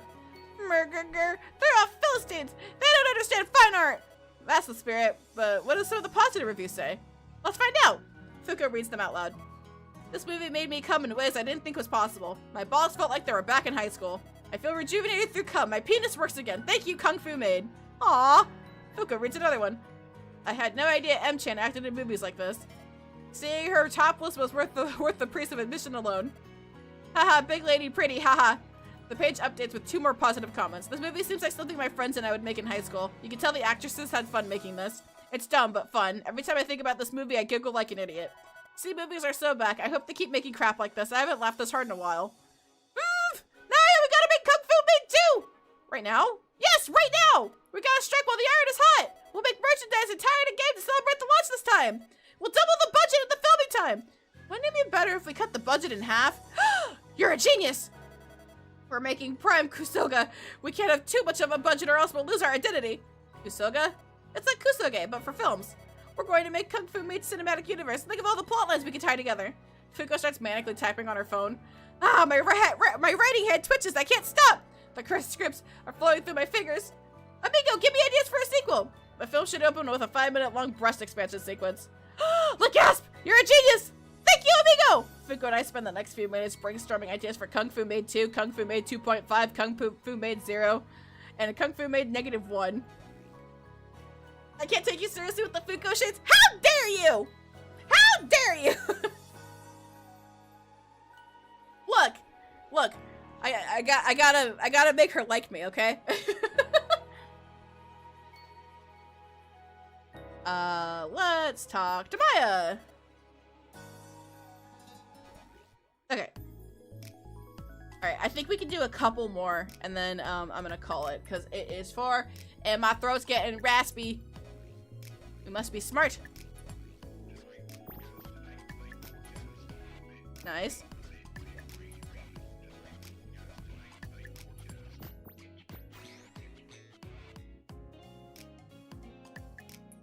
Okay, I'm more intelligent now. It shouldn't be a problem. I head on over to the Retro Game Club.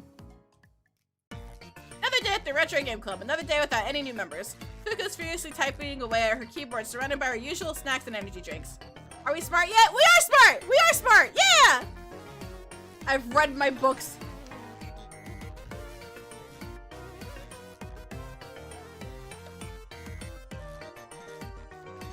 Okay. My position in the club has been promoted from producer to producer and bug tester. I've never done it before, but Fuko insists it's easy. All I have to do is mess around and try to break the game. It sounds fun, but trust me, it isn't. Visual novels aren't like other genres where the physics engine can freak out or facial textures don't load. Most of the errors are boring. They're either text formatting issues, game crashes, or typos. It's not the most glamorous job, but it's way easier than Fuko's job. I hate coding. I took 1 semester of it in high school and wanted Sudoku myself. Coding is like giving instructions to the world's most pedantic grammar Nazi. If the smallest thing is misspelled or if you use the wrong punctuation at the wrong time, the program freaks out and doesn't work. My teacher always insisted that the computer only does what it's told, but I never believed her. Whether code works or not is completely inconsistent. It could have worked and I have no idea why. It could break and I have no idea why. There has to be a little evil goblin or Sudama living in code that just decides to mess with people. It makes more sense of how real coding works. Tried coding, wouldn't recommend it. I did coding a little bit, not too much. I did web design in high school. No matter how many times I read up on it or how many times Fuko tries to explain it to me, I still can't wrap my head around how code works. Why do 1s and 0s tell computers to do something? How do minerals think when they're powered by electricity? I continue clicking through dialogue and documenting all the errors. The bug report is 30 pages long and counting, and I don't think I'm even 20% of the way through the game.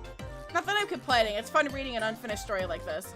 It's like walking through the back of the store when you're a customer or looking at the classroom from the teacher's perspective. The assets are all placeholders at the moment, but I almost wish they weren't. Each of them was drawn by Fuko in paint in like 20 seconds. They're as charming as they are cheap. I can't think of another game that has used cheap assets quite like this before. Keeping this art style could help the game stand out from a mountain of asset flips flooding the market. Fuko couldn't end up deciding on any one premise, so she decided to Frankenstein all of them together. The story is now about a space freight driver who crash lands on an alien planet wrought with monster ghosts and colonial worlds.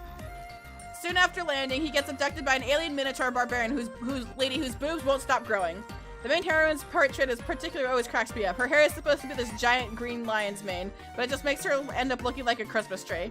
Her axe also looks lewd. I get that she was trying to make it look like a baseball bat, but therein lies the problem. Nobody could draw a baseball bat in 20 seconds without it looking like a penis. Anyway, getting back to the main heroine. Fuko says she commissioned a promo art that'll look a lot better. To say that the big mighty horns be ripped as all hell and big sharp teeth. Her name is Okoof the Destroyer, and wait a sec, Okoof is just Fuko, but spelled backwards. Aha! I don't want to alarm anyone, but the last message from the dead was announcing a paper cut. I think they're dead. You good? You alive? And the protagonist's name is, oh my god, it's Naoya backwards. Aeon, but it's just Naoya spelled backwards. So far, I've bug tested scenes where Okoof torches Aeon for information, stomps his balls, has her way with him in public, and asserts dominance in front of her tribe. And a tender breastfeeding scene where Okoof tries to warn Aeon up during a storm. The last scene is particularly extra haunting. It's both sweet but haunting considering the scene that preceded it. Depending on your perspective, Okoof could be genuinely caring for Aeon, or just manipulating him. The dialogue is just ambiguous enough to support both theories. The scene is extra spooky considering Aeon looks just like me too. Sure, his hair is covering his eyes. Hey, hentai protagonist hair! Oh boy! But we have the same build, same complexion, and same hair color. We even have the same favorite foods and favorite hobbies. I document another bug where saving during the dick smashing scene causes the game to crash before looking up at Fuko. Hey Fuko, where did the build crash this time? She asked without turning away from her PC. The villain dick smashing scene? Again? I swear to god I just fixed that! Guess not. Sorry. Fuko makes a sound that cannot be comprehended in any language. Mind if I ask you something? Fuko licks the foam off of her mouth and looks down at me. Sure, what's up, Home Slice? What was the inspiration behind the Aeon character? I know, she taps her fingers together. I just wanted to make a design that anybody can self-insert themselves into while maintaining his own character. His face is obscured, but his personality has specifics. Okay, but who or what inspired the design? I don't know, it just seemed like a cool dude. Let me rephrase the question. How did you come up with the name Aeon?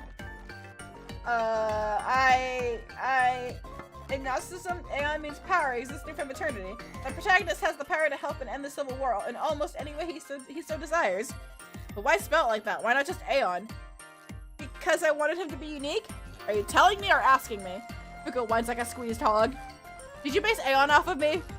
Yes. And who did you base off Okoof off of yourself? Yeah, is that a problem? Not at all, actually. I actually think it's really cute. Eh? Really? Yeah, I've always wanted to be in a video game. What? Then why did you ask me all that? Because I wanted to hear you say it. I just think you're really cute, okay? Fuko caresses my chest with her fingertip.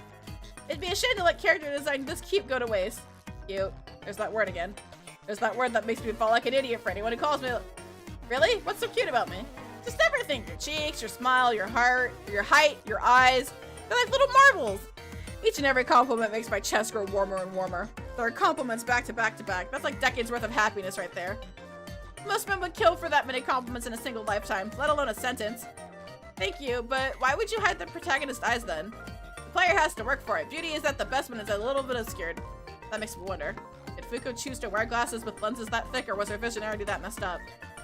He has a praise kink. Yep! I totally agree. It's like how nip flips are hotter when it's just bare breasts. Fuko chuckles. Finally, somebody else gets it! Fuko looks much more relieved now. So, be honest, is Okoof just a power fantasy for you? Mayhaps. Well, go on, explain your inspiration for her. Fuko's cheeks grow pinker by the second. Well, I was always the shortest girl in the room. Was always picked the last gym class and was pretty flat before my growth spurt. So what if I was the tallest, strongest, and bustiest? Wait, really? How tall were you before you became a giant? Promise not to laugh? Pinky promise. 140 centimeters? I constrict my throat to stop myself from laughing. That's so small.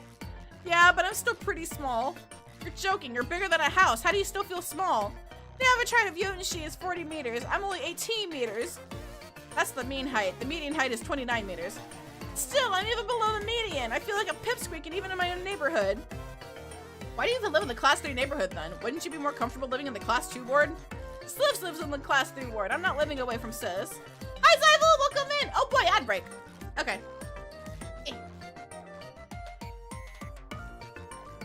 Let me go on over here real quick.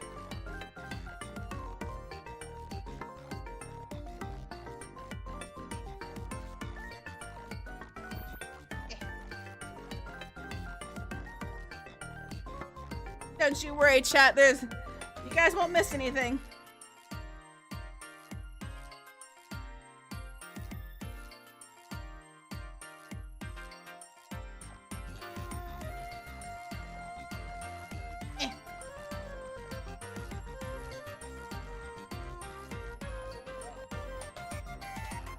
Class 2 she is.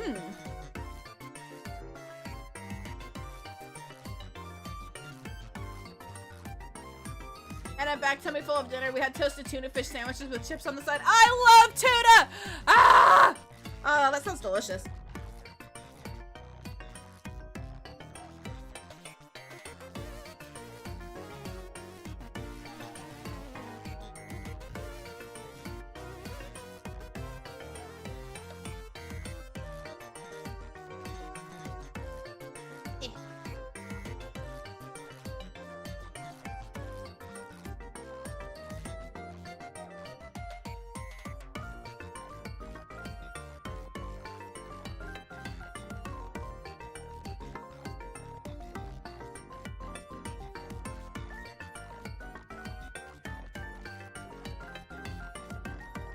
Okay.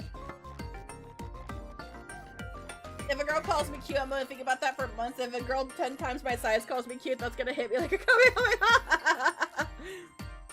Oh, that's funny.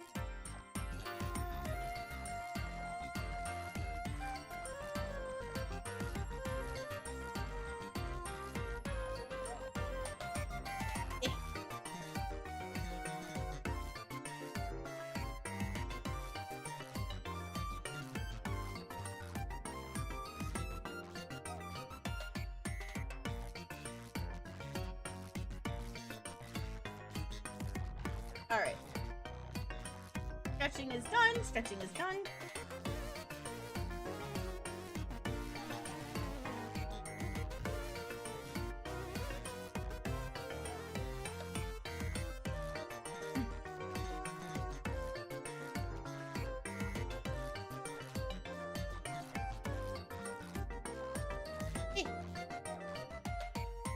Okay.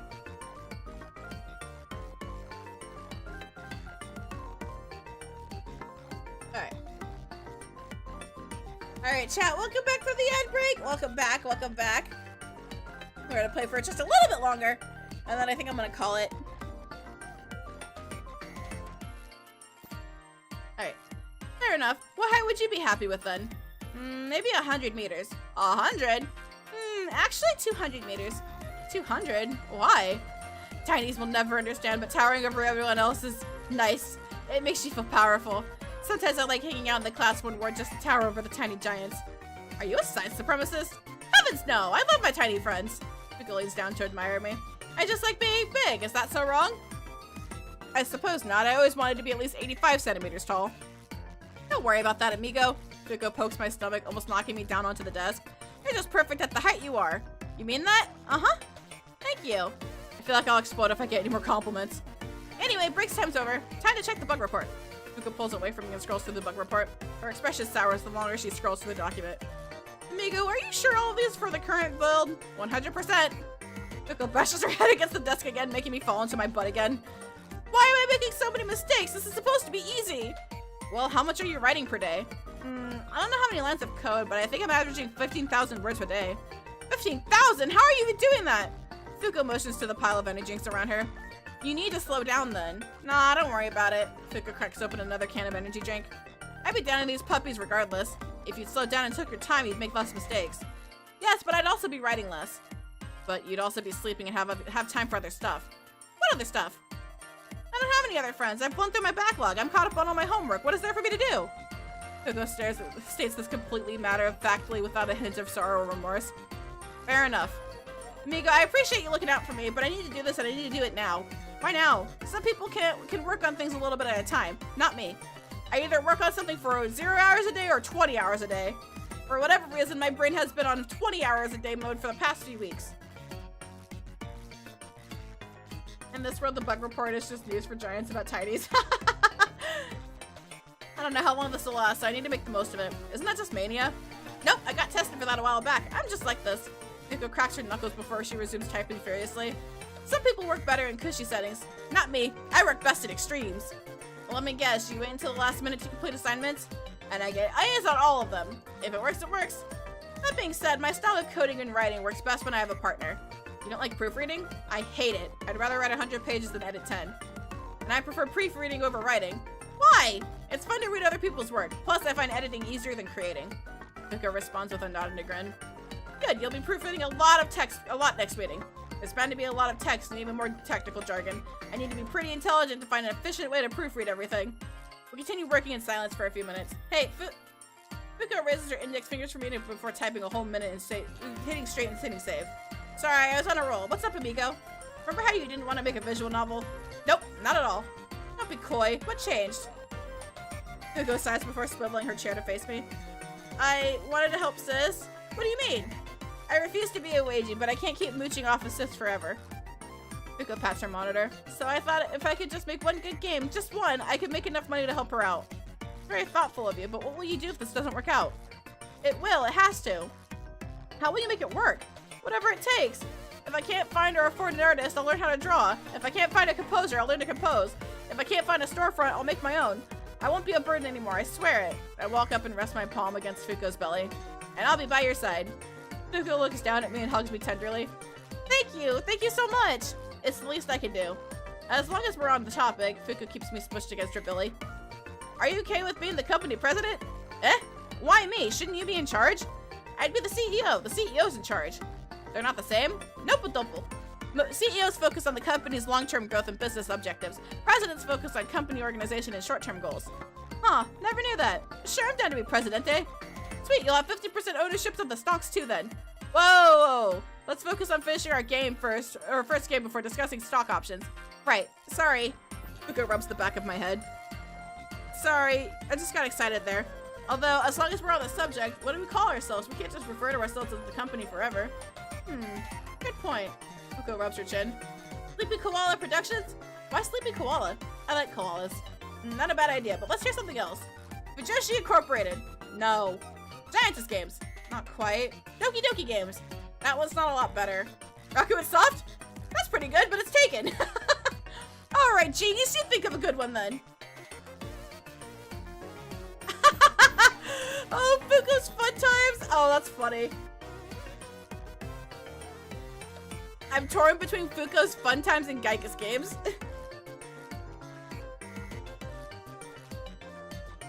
Let's do Geigus Games. Geigus Games? Oh, that's a good one. Good alliteration. Says a little something about the devs. Good logo opportunities. I'll definitely have to think it over for a while, but that's a strong name. I think Fuko's Fun Times just makes sense. Oh, hell yeah. We'll do both. We'll do both. Happy to be of service. I feel a little closer to Fuko now. Okay. How about Fuko's Fun Times? That's cute. I like the alliteration, but it sounds more fitting for an amusement park. Ah! Great! Thank you so much for the follow. Welcome to Sea of Stars. Enjoy 5 minutes and a very good day. Welcome in. Welcome in. How you doing? I need an extra Y for that. True. But it sounds more fitting for an amusement park than instead of a game studio. Fair enough. Okay. Okay, so yeah. Welcome back! AC is busted. Oh shit. Uh-oh. Well, that can't be good. After brainstorming other possible studio names for a little bit, Fuko and I continued working on the game into the wee hours of the night. I learned a lot about QA testing tonight. There's a lot of different classes of bugs, C, B, and A. Class C bugs are stuff that mildly impact functionality for the UI, but don't impact the core functions or process of the program. For a game, it would be like the music not playing when it's supposed to, or the text not being formatted correctly. Last speed bugs would be something a bit more noticeable, like save functionality not working or endless loops. Basically, it turns on and functions fine until it doesn't. Lastly, there are Class A bugs. These things prevent the software from running like crashes or freezes or violate submission guidelines in egregious ways. Basically, if the game accesses parts of your computer it shouldn't, it may almost do stuff without consent or delete System32 off your system and we can't publish it. Fortunately, I haven't seen any hard crashes tonight. I click on the dialogue option, the game freezes for a few seconds before crashing. Yo, Fuko, found another crash. Where is it? Can't fire scene with the Lamia before the big battle. Eh? How is that possible? It worked fine when I tested it yesterday. What route are you doing? Going for the highest affinity possible. Fuko groans. Probably an integer overflowing then. Why would that make the game crash? Shouldn't that just be to put me at max affinity? Yeah, it should. Fuko starts typing furiously. Then why didn't it? Because I decided to code like a goddamn chip like sometimes. There's probably an easy fix out there. Time for more research. Fuko and I spend the rest of the night reviewing and researching code. I'm learning a lot tonight. I'm so happy I'm not a coding major. If I had to figure this out by myself, I would have eaten a gun by now. Yeah, it'd be like that.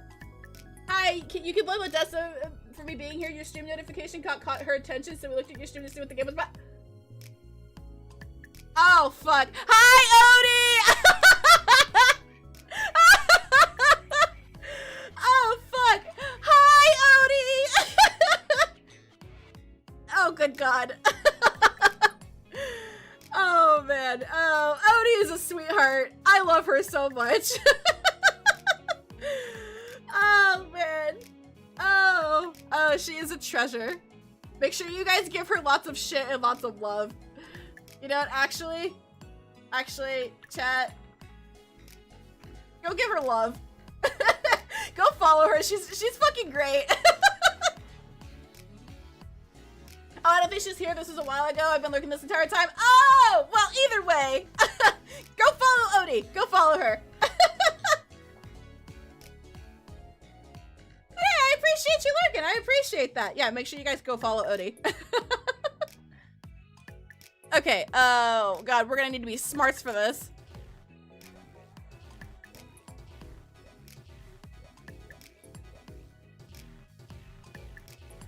Bruh!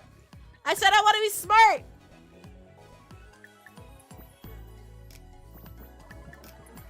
Maybe I need to sleep more.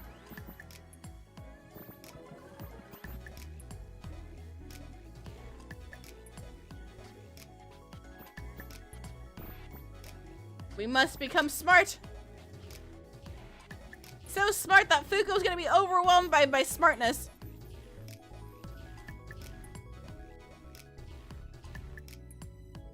Wait, is this game Yuri or not? There's Yuri bits in it. I can definitely say that.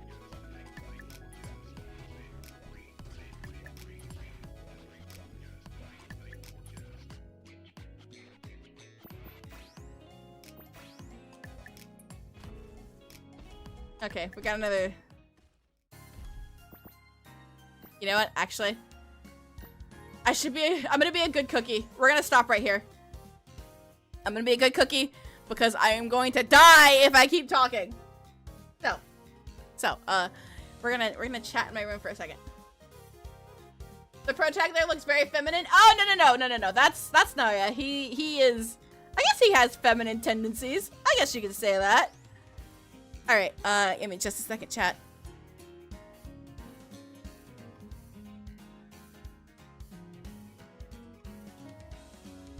I gotta figure out what I'm making for dinner tonight. Oh, am I gonna get gun jobs? Okay. All right, yeah, it's almost 4:30. Okay. All right, chat, give me just a second.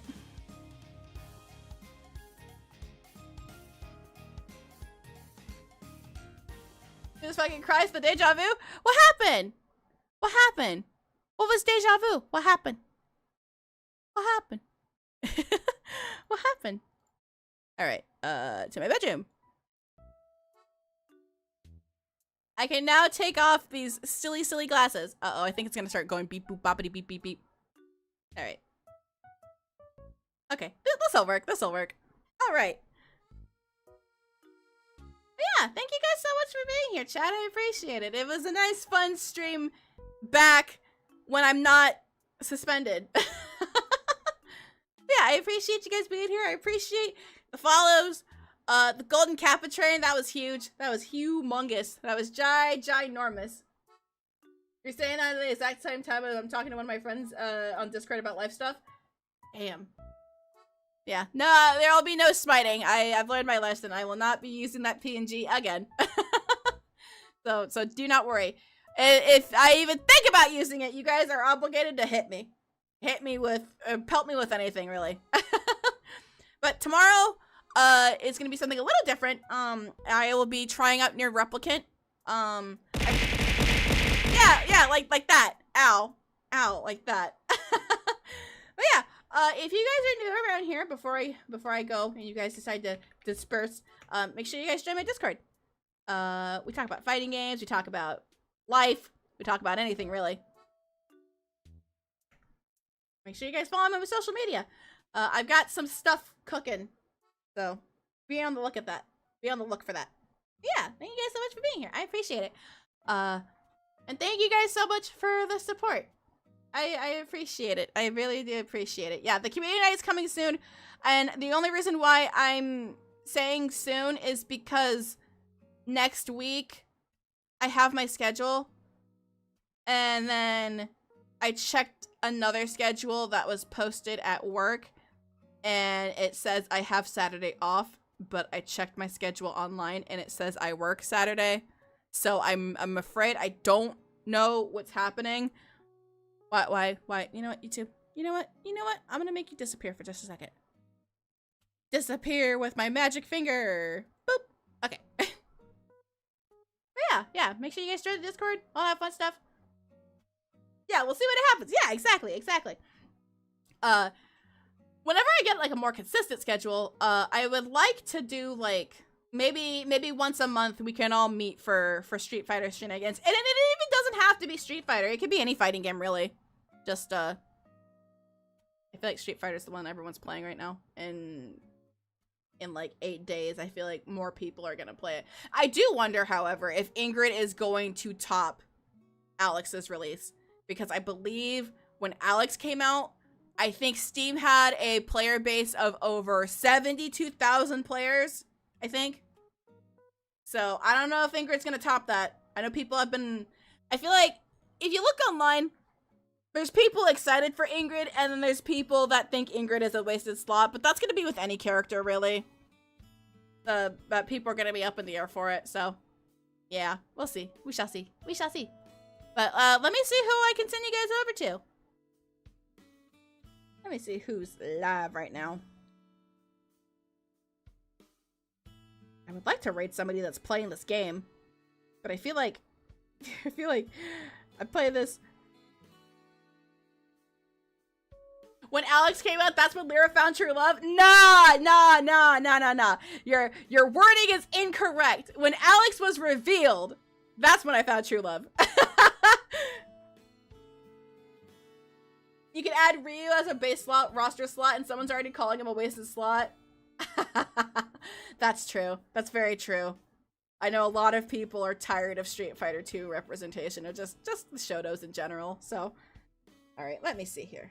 I'm gonna type in Big Beautiful Woman and see what happens. Is anybody playing this game besides me?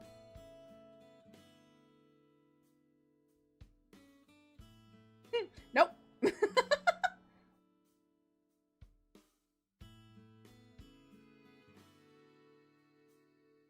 Nope. Okay. Okay, I read it again. My order was up. Ah! Yeah! Exactly! But no, thank you guys again so much for being here. I really do appreciate it. I really do feel the love that you guys give. So don't think your words are... What the fuck? Hey, I told you to go away! That was weird. Sorry. I am feeling the love that you guys are giving. So I appreciate it, okay? I can't get too close, but what I can do is show my love and support for you guys, okay? This is me giving you guys a hug, okay? I'm giving chat an elongated hug. This is a hug, okay? This is the best that I can do. There you go. You get one giant Bnnuy hug. Okay. But yeah, words. Let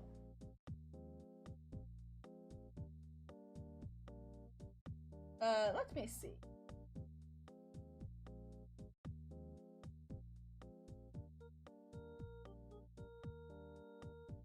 Let me see here.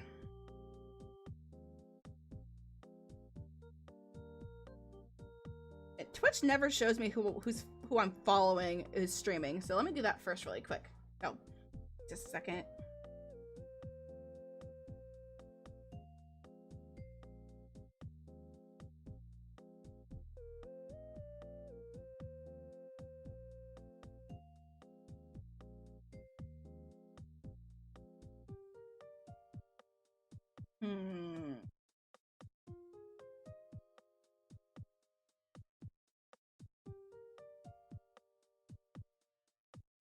Megami Majo. I believe we rated them before, actually. I believe that name sounds familiar.